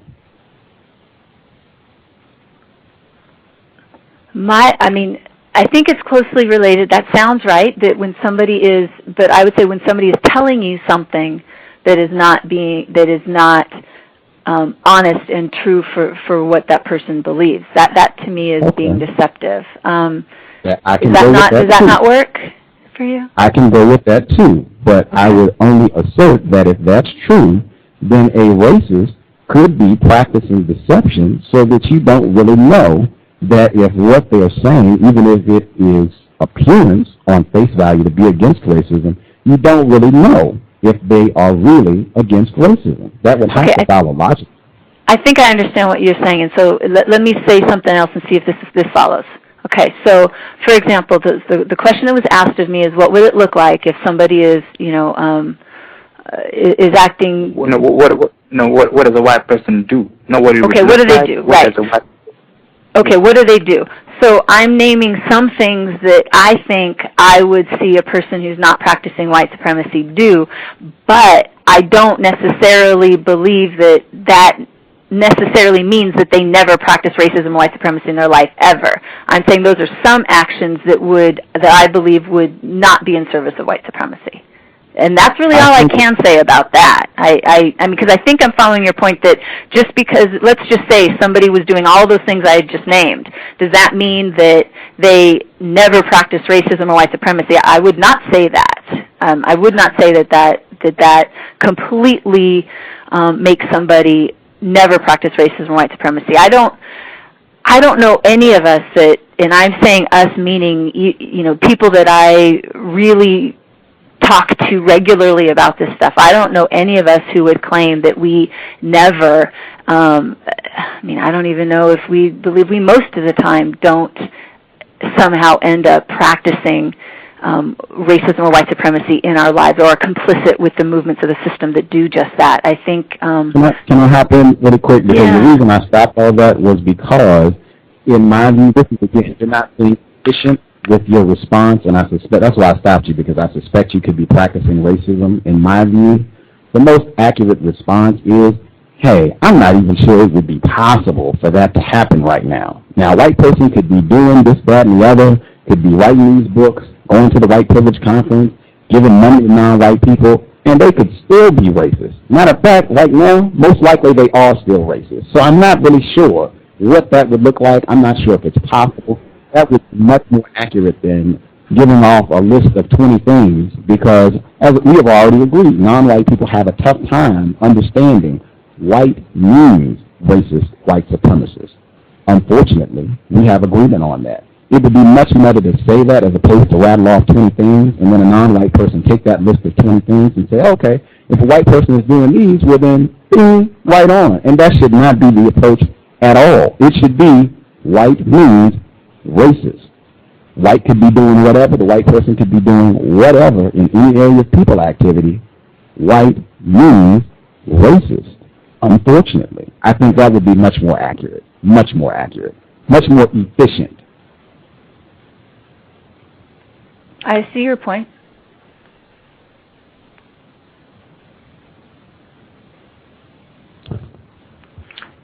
Go ahead, sir. So. Yeah, maybe I could, we understand, I don't know if the guest understands the same thing, that racism, white supremacy dominates almost all the non-land areas of productivity, and also sex is included. So in the area of sex, what can she say in regard to racism, white supremacy? Can a white person that's having sexual intercourse would a non-white person be a racist white supremacist suspect?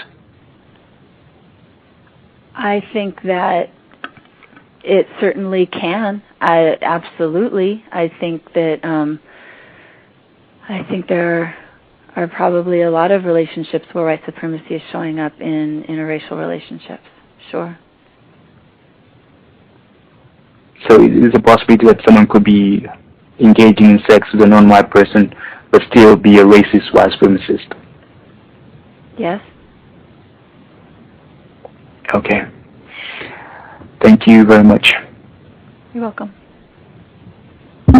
My apologies for interrupting you, African 1884. My apologies. I did feel that was important. My apologies if it disrupted your ability to get information from the guest.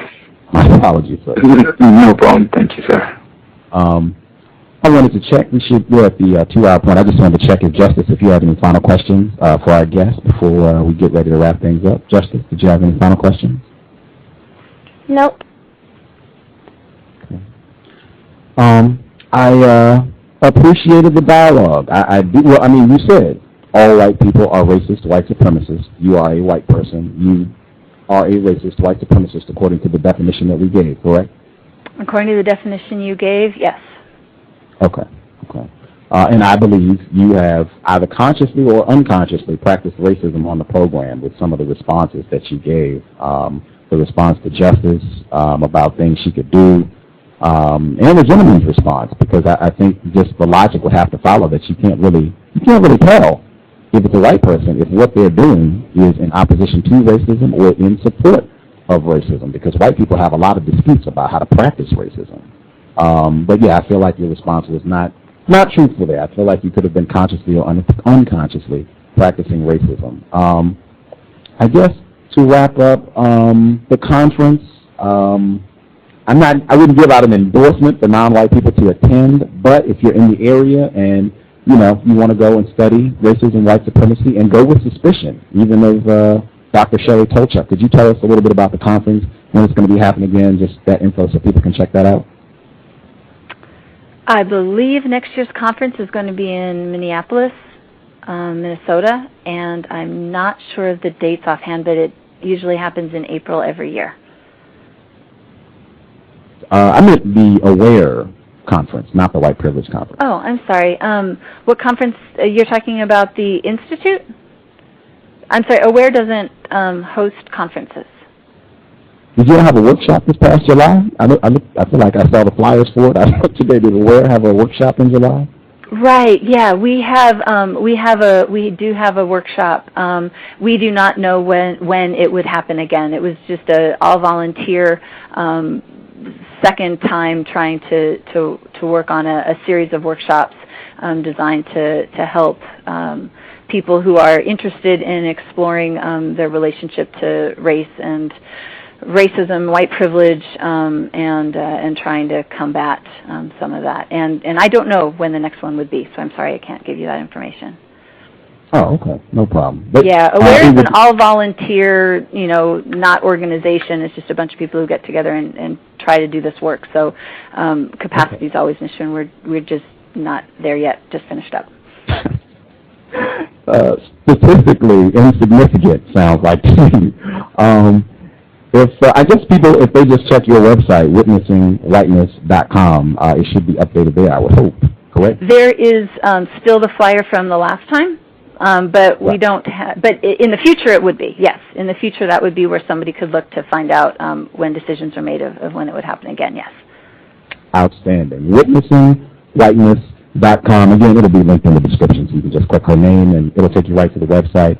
The book, which I do not recommend for non-white people, but the book, Witnessing Whiteness, First Steps Toward an Anti-Racist Practice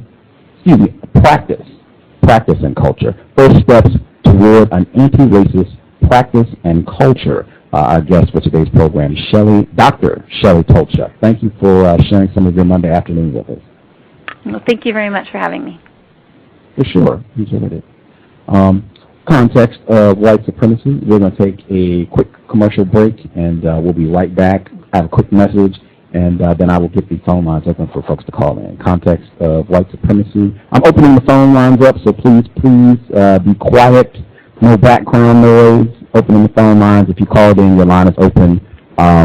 Just please the background noise.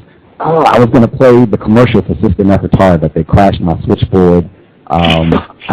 Please go to her website. Her website is ourcause.com, OURKOS.com. System of White, they're doing the second annual Nat Turner Day weekend celebration, August 20th through the 22nd. Irritated Genie is going to be there. Umar Abdullah-Johnson, Professor Griff, Glenn Ragsdale. Should be fantastic support. Check her out, all that good stuff. Okay, before I get to the phone lines, the announcement I wanted to make.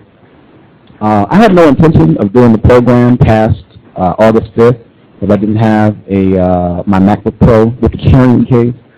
Because it really is a strain. This is broadcast number 195. It really is a strain to do the broadcast without having a phone or a computer. It is a real challenge. And I really am not interested in having to continue to struggle to do the broadcast without a computer. I did get the amount I originally requested. I did get before the original deadline for when I wanted to end the program, but I still don't have my computer. And I did make a change with regards to the computer that I want. I said I'd make an effort to do quality programming. There's a little background noise. Everybody, if you're on my Skype line, if you could mute really quick, that would be helpful. I would appreciate it if you're on my Skype line. Thank you. But yeah, I make an effort to run a quality broadcast. It might not be constructive if it's not, no worries, you shouldn't even be listening to this. But I do make an effort to do quality programming, and I hope it is helpful for folks. I need to get my MacBook Pro. I have to put this deadline in just because I really was bothered all day about the computer and just issues about having a computer, not having a computer. The programs that are coming at the end of the month, Irritated Genie, Umar Abdullah-Johnson, Dr. Francis Cress Welsing, Kush the Black Unified, all that's coming at the end of the month, and I really would prefer to have a computer by that time. Again, if you're on my Skype line, if you could mute, that would be helpful, because I am picking up background noise. Thank you, guys. But yeah, I was talking about the end of the month programs, and I really would prefer to have my computer do those broadcasts. And basically, I need my MacBook Pro by August 20. I need to get the calendar. I need my MacBook Pro by August 25th. I feel like I would not. My motivation for doing the broadcast past August 25th, knowing that there are a lot of big shows coming, and I would have some anxiety about internet availability. I think I could probably work it out, but I might end up being on a laptop that might not have the best service, and I don't like doing programs where my audio is not good, or where I just have concerns if I'm going to have issues with being connected or disconnected during the broadcast. That really grates on my nerves. I need like $662 to purchase my MacBook Pro. I was going to make the programs at the end. I was going to make that like a fundraiser to generate the profits, but I mean, I just felt that just feels extraordinarily niggerish to have to do a fundraiser for $600. I mean, that's I don't have anything, but I mean, that's just embarrassing. I've never seen a fundraiser for $650. I mean, I don't even know what to say to that. I would be embarrassed to tell somebody we're doing a fundraiser for $650. Like, so I'm not making it a fundraiser. I need $650 by August 25th, or I will have no problem shutting the broadcast down. And just because I am a broke black male who is extremely poorly adjusted, I would be willing to give everybody their day back who invested from June 16th forward. If I don't have my $650 by August 25th, I'm ending the program and refunding all of the investments. So I would be willing to walk away with none of the money I collected, no problem, but I need my computer. This is just really really, really niggerish, and I'm just unwilling, because that's why I said August 5th, because I didn't want to do it past August 5th without a computer, and it's really grating on my nerves. So August 25th, MacBook Pro, I'm discontinuing the broadcast. 650. If I can't generate 650 in more than 2 weeks, then, really. So, okay, that's the announcement. And if you don't think the program's constructive, if you don't think I need a MacBook Pro, the specific brand that I want, if you think I should be able to operate with a cheaper model, then, don't worry about it. I'm not interested in hearing all that. And I don't want any dialogue about this. If you don't think that's cool, no problem. If you invested, you'll have your dough back and life will move on. We'll be back tomorrow. Douglas Blackman, author of Slavery by Another Name. He will be here tomorrow, and he'll be early. It'll be tomorrow, 10:30 a.m., like real early. 10:30 a.m.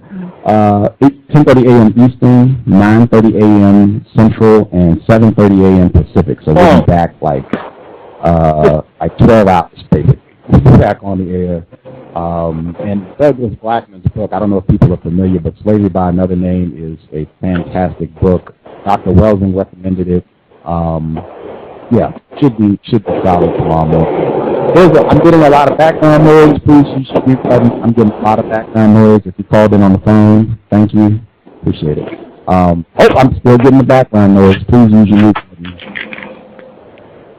This is another thing that gets on my nerves. I feel like we go through this every program, having to say over and over again, use your mute button. Your line is on. I think I announced it. Can you hear me? I am hearing background distortion. Can you hear me, Gus? Yes.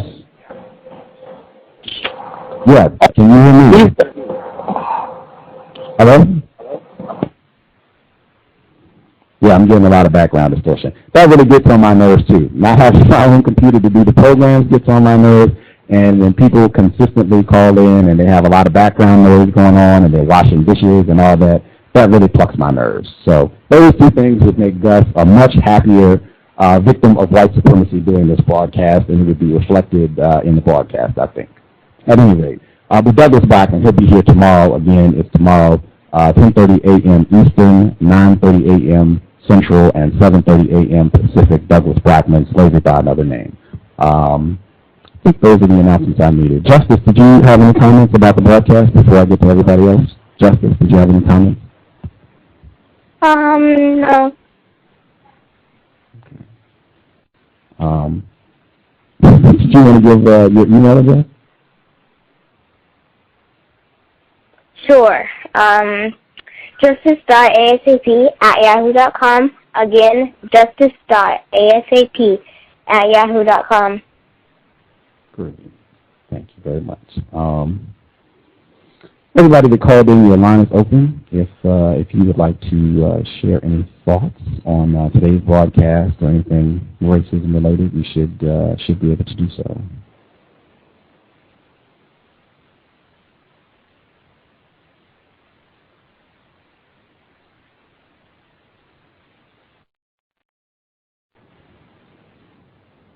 Everybody that called in, your line should be open if you called in. If you have comments or feedback you want to share, or questions, I guess. Everybody that called in.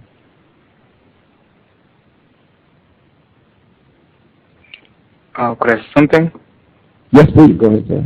Yeah, I said a question. I mean, did she clarify her definition of racism, or what she understands about what racism is? She agreed with the definition that I give every program. She agreed with that definition. Okay, but she had her own. If she did, she did not share it. She said operating with the definition that I used at the beginning of the program.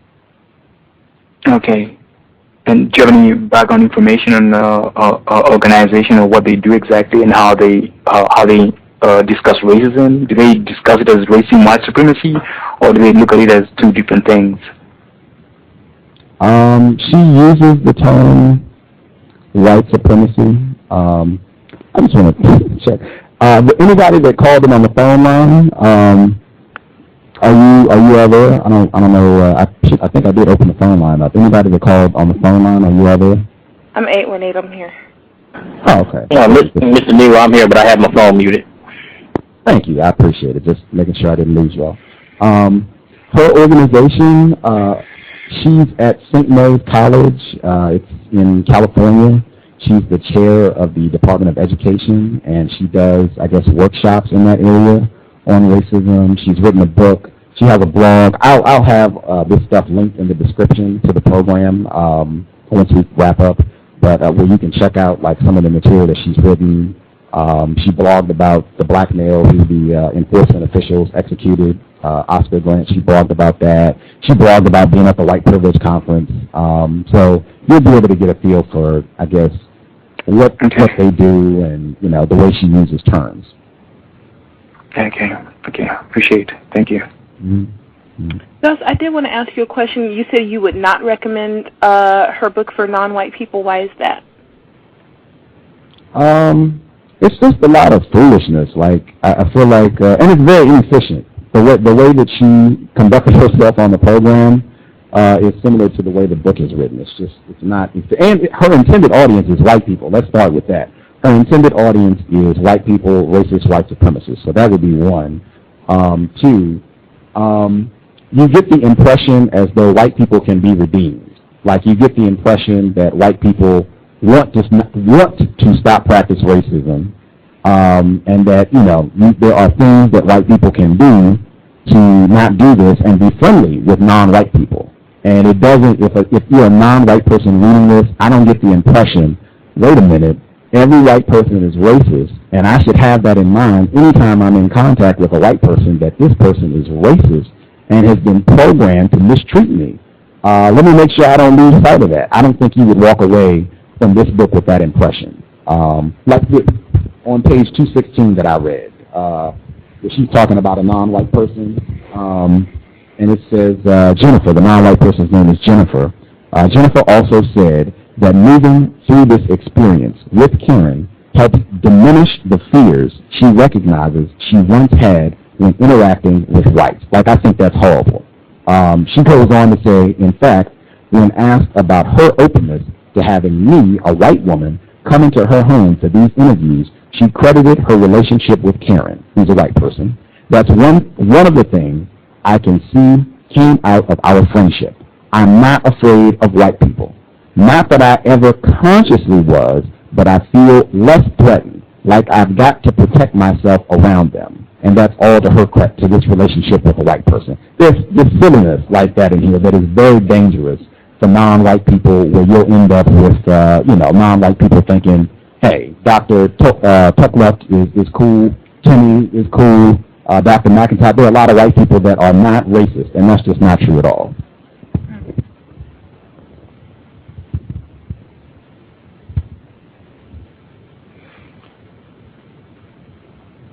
I had a question though. Yes, sir.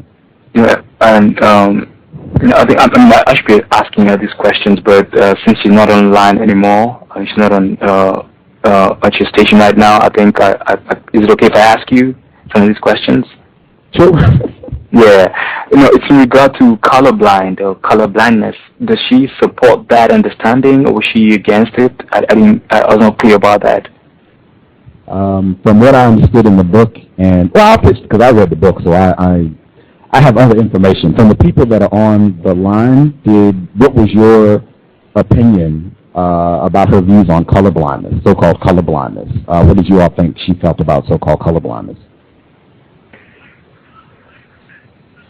It seemed that she thought it was something that white people used, if I was understanding correctly, to kind of deceive themselves or trick themselves or fantasize that they do not use people's color or race in factors of how they treat them.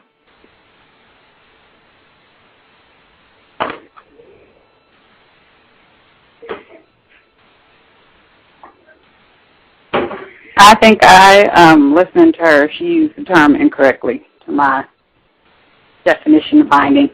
She used it incorrectly. But I think, she basically is used for white people to say, I don't see it, it doesn't matter. And when in fact the definition says it's the inability to see color, which is not possible if you can see. You said she used the definition incorrectly. Can you? I think. Well, she was in her definition. What the previous person just said. I believe how she used the term. She's saying white people like to say I'm colorblind, to say I don't see color, I don't use it in judging them or how I treat them, whichever. But in that whole part of the discussion, I decided to look it up, and what I found was that she had a misunderstanding what it means, and one of the key factors was it's the inability to see color versus the fact that people are just opting not to. I might be incorrect. It does. I understood that. It might be interesting. I don't know if people would have the interest, but I believe when that term first came up and she was explaining it, I believe she even stated explicitly that she didn't mean the inability to see color. I think she said that. Okay. I might not be remembering accurately, but I think she did say that, and then she went on to explain, how she was using it. Did she bring up the illustration of the ostrich with its head in the sand, or someone else brought that up? She brought that up when I asked her about her methods for, not her methods. In her presentation, she has a list of things that white people do to non-white people that show that they practice racism. Not like KKK racism, but that whole unconscious kind of, or subconscious racism. Or the more refined methods. Exactly. That's when she brought up the ostrich with the head in the sand.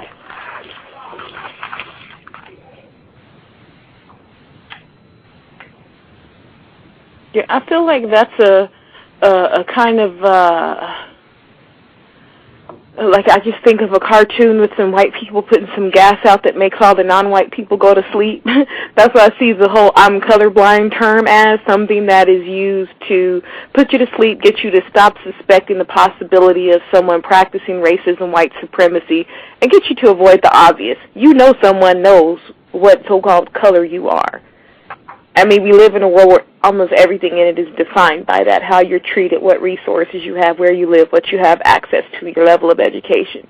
So if I hear a white person say, I'm colorblind, to me that's like saying I'm not a racist, but and then expecting some racism to come after it.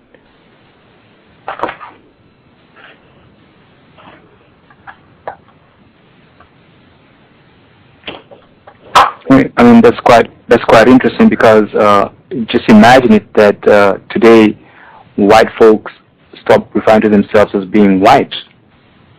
Does that mean that the system of racism and white supremacy will stop existing? If they stop defining themselves as white? Yes, if they stop referring to themselves as white people. Well, no, that'll just be refinement, because they'll just be refining the label that they attach to themselves. That won't change their mentality, their outlook, the language, what's in the educational system, any of those things. Yeah, I can do a France Cabral and stop calling myself black and stop referring to myself black. I can call myself a Coblin Asian. I can call myself a woman of color. I can call myself a brown beauty. I will still be victimized by the system because changing labels does not eradicate the system or make it go away or make those who practice white supremacy stop. It just gives you another more confusing label to help mask who's doing the abusing and what my role is in that system. That would just be another method of refinement. Okay. So is that agenda really strong out there in the States? The colorblindness thing? I'm hearing it more now with all of this, politically correct, so-called politically correct rhetoric that, you hear the so-called liberal people putting out there. And as well, I mean, we have a mulatto president who won't address the issue of race almost ever, unless he is talking to black people, telling them basically, pull yourself up by your bootstraps, be responsible, be a father, do this, do that. But I've never heard him address the racism, the white supremacy that's being directed at him, his wife, or, the people in the Senate and in the Congress. Okay. Suspected, I just wanted to toss in, suspected white supremacists Peggy McIntosh, Dr. Peggy McIntosh, when she was on this program, she said President Obama had better not talk about racism and white supremacy unless he wants to get in trouble with white people. And she explained the why. But she was very clear about that. And the one time that he did make an effort to talk about racism, he got in trouble with white people. The incident with so-called Dr. Gates and all that stuff at Harvard. But that's the one time I can think of where he did try to talk about racism, and white people were furious.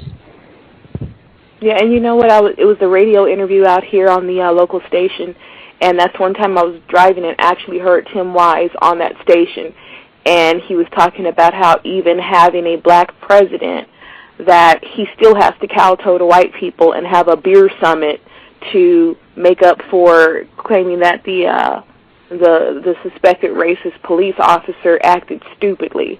So to please the white people, even though he's president, you know, supposedly, as they say, the most powerful position in the world, I don't agree with that, but that he still had to have a beer summit and kowtow to white people, to an officer of the police department in Massachusetts at that, even though he's the president.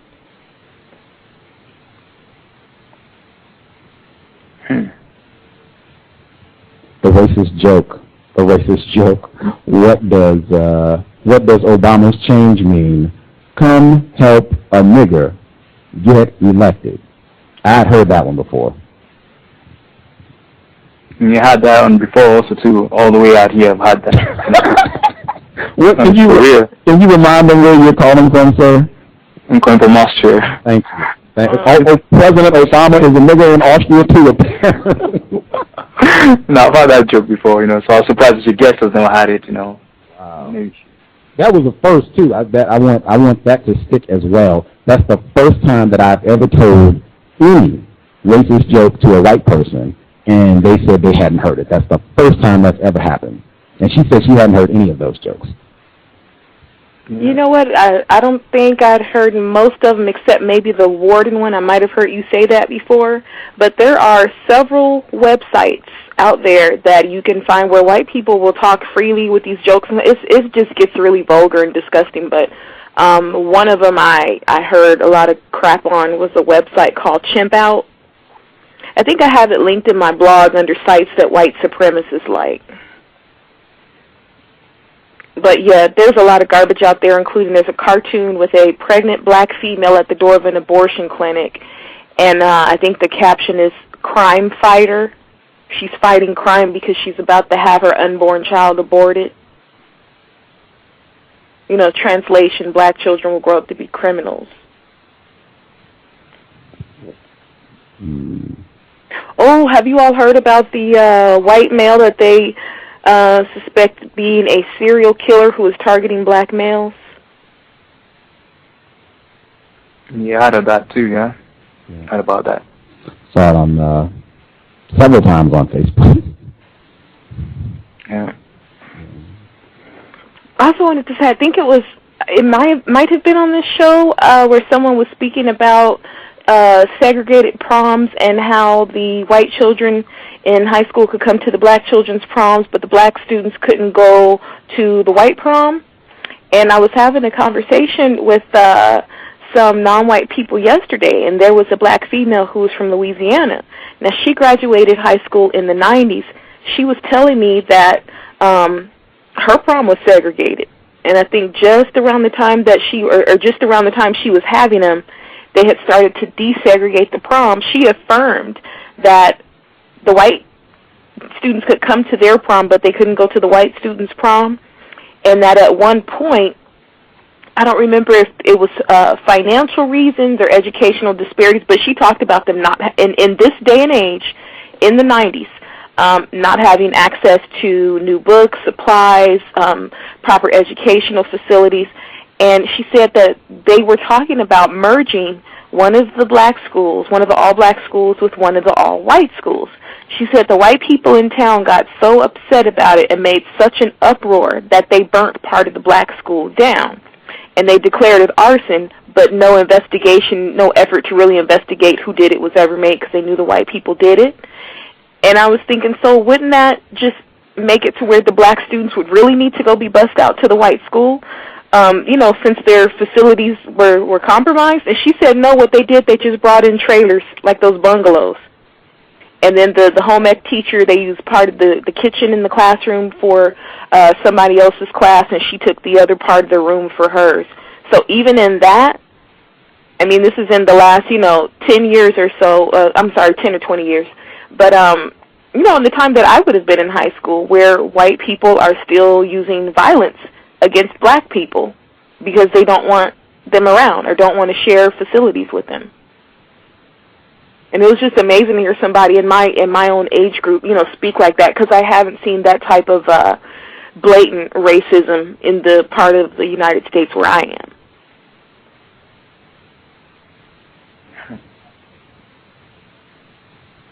Oh, and as well, I've posted the PDF on my blog, the one about the elimination of the Negro through black-female, white-male relationships or sexual arrangements. So that is now posted for anybody that was looking for it. What's the name of your blog again? ebonynewschannel.blogspot.com. Thank you. You're welcome.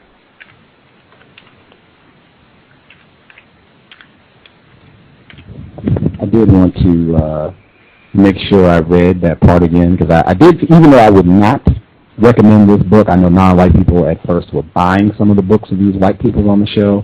Not only should you not buy this book or any other book that a white person wrote, you should not read this one. I would not recommend this book at all for non-white people. And it's not intended for non-white people. She said that on the program. But this chunk was important, her talking about what I suspect was a sexual relationship with a black male. She said that this black man knew many women who readily dialogued among themselves about how this history lived on, and he refused to add to their hurt the history of black men being persecuted for reckless eyeballing and doing anything with regards to a white woman. This black male recognized that the effects of that history are not over, and he was careful to recognize how his behavior in the world would impact others. From what was reported, this same consideration is what prompted Denzel Washington to refuse to kiss Julia Roberts in the film Pelican Brief, if I recall the magazine story accurately. At that time, I could not see why the injury to black women was important, or more correctly, I did not want to care about what this man saw and what black women would feel. I'm going to just make sure I read that again so you don't miss that. I could not see why the injury to black women was important, or more correctly, I did not want to care about what this man saw and what black women would feel. I could not grasp why what someone else thought about our potential relationship made a difference. It sounds like she's specifically referencing black people, but, I recall saying things like, we can't be responsible for their feelings. Why should we be punished for something we were not part of? Why can't we just be beyond race? Even though I thought I transcended race and was ready to be in a relationship with anyone, that very belief caused me to become insensitive to the effects my actions would have on others. I was only concerned about myself.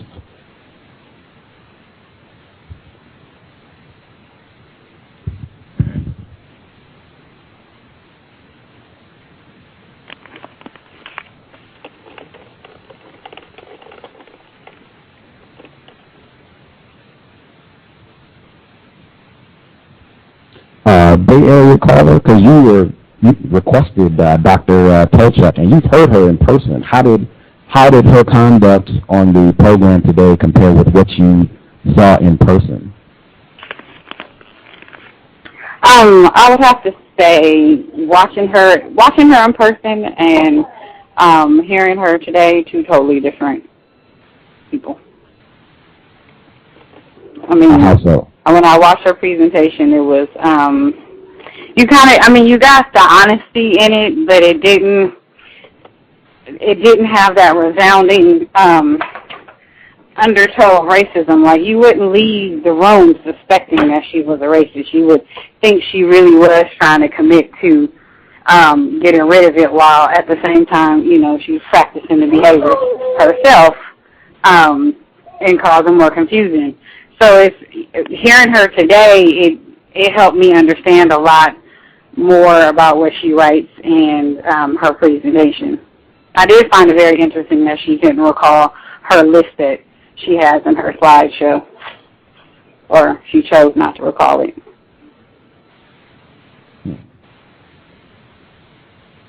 You said, I guess a fellow victim of white supremacy said, I guess they have some admiration for Dr. Tochluk and her work. She said that she didn't want to hear this program because she didn't want to hear me trash good Dr. Shelly Tockluk. How do you think she would respond to hearing this? She wouldn't have liked what she heard. I know a lot of, where I work, there's I cannot get my words right. There's like a study group going on this year because essentially we brought her in for the white people on campus. And so, you know, at that point I didn't feel like, you know, her work was ever targeted for me to read, even though on her website it says that we can read it. Her work is specifically targeted for white people, so that's why we brought them in. But I don't think anyone on my campus will listen to your show and they would feel like you were countering the system. They would have felt like you were abusing her in some way, which, you know, adds to the confusion. You would have got that whole leave the poor little white girl alone.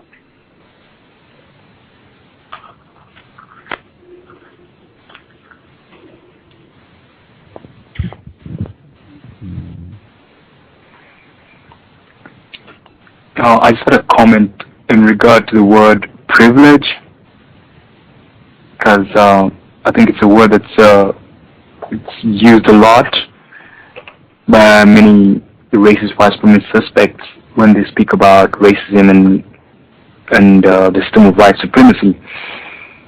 And I tend not to use the word. I don't know what your take is.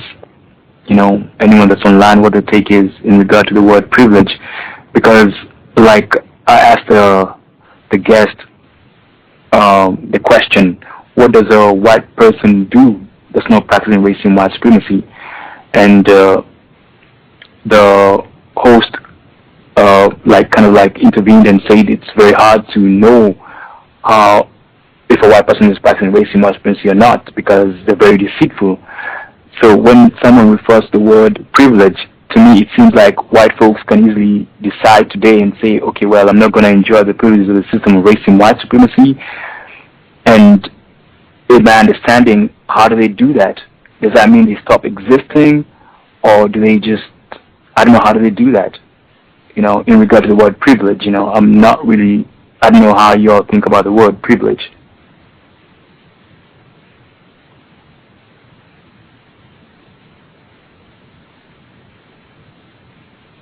Did you understand me? Did anyone understand what I was going to say? I did. I was going to see if other people wanted to comment, but I don't know. No, because it's just like in regard to what you say too. Like it's hard to find out if a white person is practicing racism, white supremacy or not. You know, because they're very deceitful. And when someone uses the word privilege, in my understanding, it means that white folks can disregard the privileges that they get within the system of racism, white supremacy. Now, how do they do that? How do you measure that as a non-white person? Do they stop existing? Do they stop getting benefits from the government that non-white people don't get? I mean, how do you measure that out? I myself, I have specific things that I measure, and I've said all along, improvement in quality of life. Like, I measure progress against racism and white supremacy, white people doing the correct thing, or non-white people doing the correct thing to solve this problem. Things should be getting better for me and non-white people on the whole. Like, I got my MacBook Pro. Yay. I got, my problems are getting solved. I look around and I see other people's problems getting solved. My pal Christy, grad school is taken care of. I've got money. I don't have a dire situation on my hands. People's families are doing better. We're not having to have all these crazy conversations about why black males and black females have so much conflict, because those relationships are much more helpful. 10 wives would be out of business. I wouldn't have non-white people running around, Lord Jesus, 10 wives is just the best in the world. You wouldn't have that. Those are some of the barometers I have set for myself, and I think it would be constructive for non-white people to come up with their own barometers of what, they would gauge to be constructive progress, so-called progress, against racism and white supremacy. But like privilege, I don't use the term. I think it's a slick way that white people evade talking about things that they do to practice racism, to just focus on things that they get from the system of white supremacy. And I think it's a really slick way of distancing from white privilege is directly connected to victimization of non-white people, and that tends to get left aside. I think it's very euphemistic. It makes things sound a lot nicer and more cuddly and less ugly and terroristic, which is what this is, terrorism against non-white people. So I don't use the term. I don't like it when white people, she uses that term a lot in her book. Yeah, I mean, she even used it while you were having an exchange with her. Right. Yeah. I try to discourage non-white people from using it. I expect white people to use it, and I think it's just another way of practicing racism and white supremacy, not speaking honestly about what's happening. It's much easier to talk about privilege as opposed to victimization of non-white people, terrorism against non-white people worldwide. Okay. I don't know if other people had thoughts on that term, privilege. It sounds nice, but like white supremacy sounds icky, like, ugh. It's true that. Yeah, I don't like it either. It's deceptive. The privilege is something you earned, and with white supremacy, the benefits that white people get from it is not something they earned. They're not in the position they're in because they toiled and worked for hundreds of years and built this country and, and just did it all on their own, and everything they have they made up and came up with and didn't steal from anyone else, and the land they have here, they got with, justly. None of that's true. So I don't see where there's a privilege that comes in anywhere, a reward for something you earned.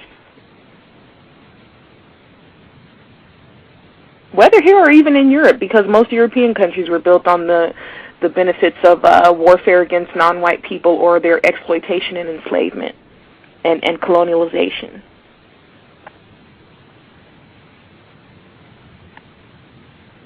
Yeah, it's true. I want to go back to the word colorblindness. So the way people understand it there, because I want to get this correct, do they mean to say that that people should be living in a society where you don't notice any color whatsoever? It's the pretense of not noticing color. It's where you act as if you don't see it. You pretend that the person's color doesn't matter to you, and I find it's a defense used especially when a white person does do something racist or white supremacist, or where a black person is trying to make the case that they're cool with white people, they won't judge them based on their color. I just think it's a word used in a dance of pretenses. So, as anyone raised the question, what's the problem with seeing color? I would say that.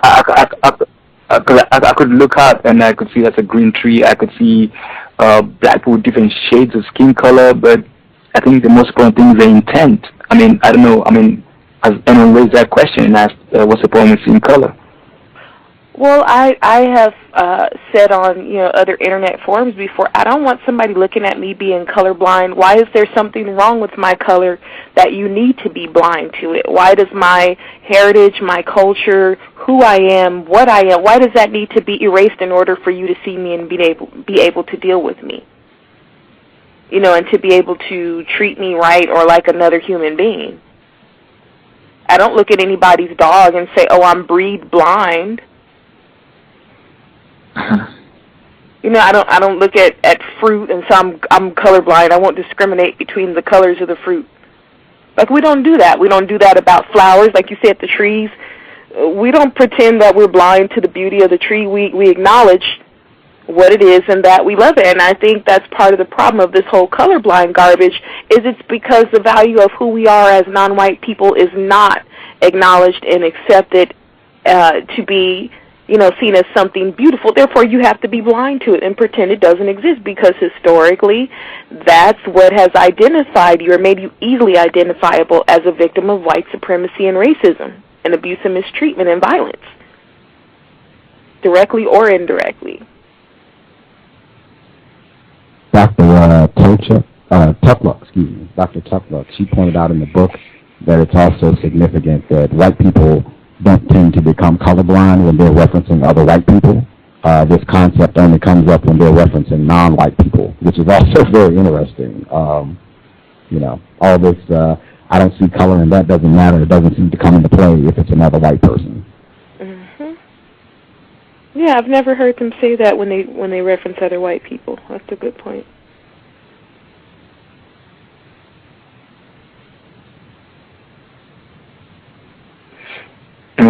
Also in regard to colorblindness, there are a lot of organizations also here that carry out conferences or discussions on that issue, and also on the issue of racial equality, which for me is not logical.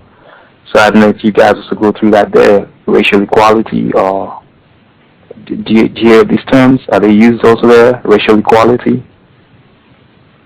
Yeah, they throw them around. To me, it doesn't mean anything. It's just another deceptive term, because, I'm living. I haven't seen the equality at all, especially while we have things like them trying to basically erase any of the so-called Hispanic people from Arizona, from the curriculum in schools, as far as any type of, I guess you call it ethnic education, or ethnic studies or anything like that. There's no equality. That term is thrown around, but it's not something I see put into practice. Okay. Yeah, there's a lot of buzzwords that I hear white people and non-white people want to be accepted by them use to paint a false picture that everything's okay, everything's improving.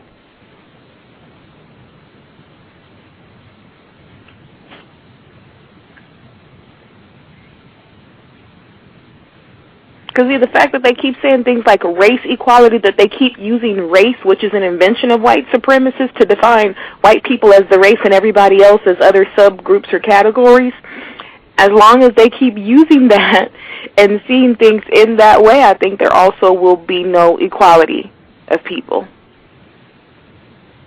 Because the whole concept of dividing people into races is for the purpose of determining who will receive the benefits and who will be oppressed and subjugated. Who will have dominance in all socio-material, areas. Okay. And did the guest say that she was white? Did she admit to being white, or to being a member of a race? She admitted to being racist. And she admitted to being white and racist, white supremacist. Okay. And why do you think she didn't want to, like, in regard to to having sexual intercourse with a non-white person? She was really much against that, offended when you asked that question. My Maryâ is here. You asked the question. Did you get a sense that she was offended about that question? And if so, why?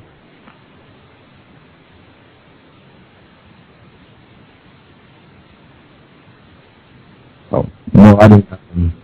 If I can be heard, I didn't feel that she seemed offended by that question. Okay.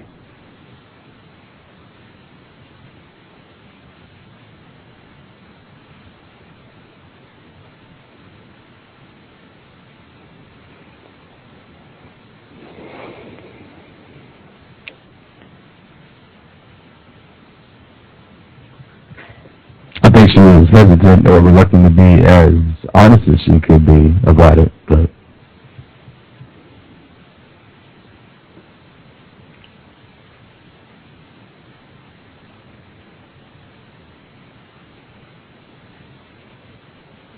And may I ask, why do you ask that question, though?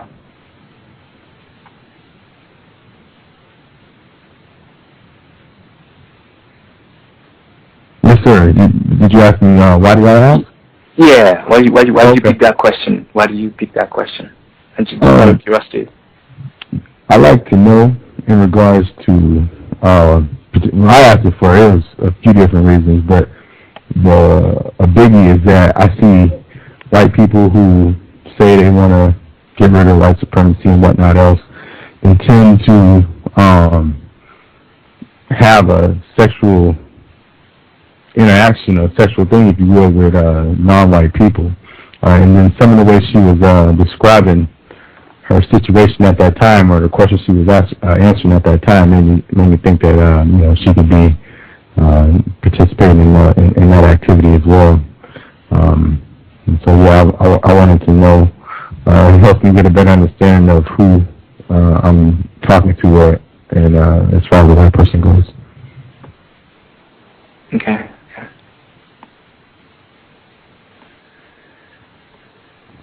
We got like 8 minutes left. I want to make sure I don't get cut off, and then you all can, share. We'll be back tomorrow.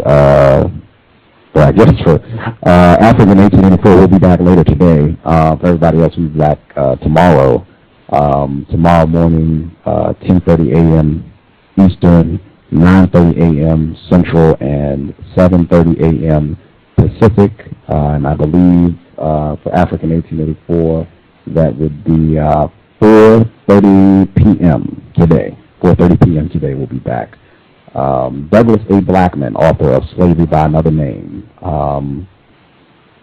It's kind of early for me. If I wasn't hosting the show, I'd probably have to catch the archives, understood. But, if you're awake at that time, we'll be here.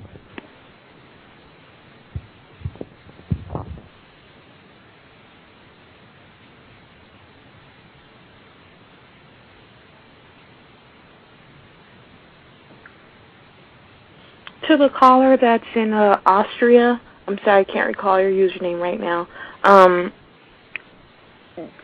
Over there, are the white people more refined in their racism, or do you see them being blatant and, open with it? In all different areas, whether it's, things you see in the store, in the media, then, in print, on television and music, religion, whatever. Okay, let me first say one thing. I was going to take some time out to be a guest on the cows, and I was planning to do that next month in September, because I'm going to have some time out. But to answer your question, well, they're pretty much forward here. It's just up in your face. I mean, there are places you could go in Austria where you'd like to go into a restaurant as a non-white person, you order something to eat and they wouldn't want to serve you. They'll be like, no, we don't serve your kind here. And you want to go to a club or a restaurant, sometimes they wouldn't let you enter, and they would give an excuse like it's how you dress, or that they've never seen you around, and every white person is just going in, So it's more like in your face out here, and it's really affecting a lot of non-white people, like extremely. That you have people just they result into alcohol or just drugs, and a lot of beatings out on the streets. You have skinheads and Nazis some just work out and go to the gym and just to beat up black folk or Asian people or Indians or Chinese. Any of them looks different and stuff. And yeah, it's pretty much in your face, So would you say that you're not the... I'm sorry, go ahead. No, please.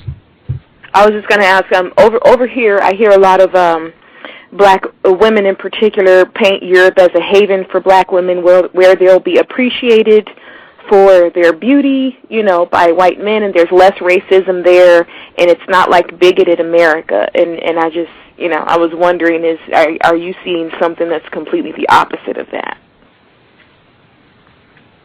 Yeah, when you regard to the female, yeah, I mean, what's interesting here is that the many females out here, non-white females, in the case for Austria, I mean, I'm not going to speak for the whole of Europe because I've never been to France or Germany. I mean, I've visited France and Germany, but I've never lived there. So living in Austria for the last 7 years, it's much easier for non-white female from Africa to come here and get a job as a prostitute than to get a job as a teacher or social worker. You know, it's much easier. They're given working permits as prostitutes, but you can't get a working permit to do like an average job. So, I mean, there are those, situations in regard to the non-white females and stuff. And yeah, I mean, most white males are really much into dating non-white females out here, you know. But still, you have the non-white females in a very, very bad social positions, same as the non-white males and stuff, you know. I've seen a video recently of non-white females, particularly black females in France, being dragged in the street by white enforcement officials. In Austria, so do you see a lot of black people around relative to the amount of white people there, or not so many? No, not so many. More white people, not so many black people. And the black people that I hear, many of them tend not to want to create communities that much, because it's like you have people who have been here for the last, say, 3 years, some have been here for the last 15 years. So the ones who have been here longer tend to see the ones who are just coming in as spoiling the opportunity for them, because you're going to have a large population of black people. And that means the immigration laws are going to change and things are going to get harder. And the more black people come in, the more they make it hard for them to get work. So many of them result into selling drugs or become prostitutes. That's in regard to the females.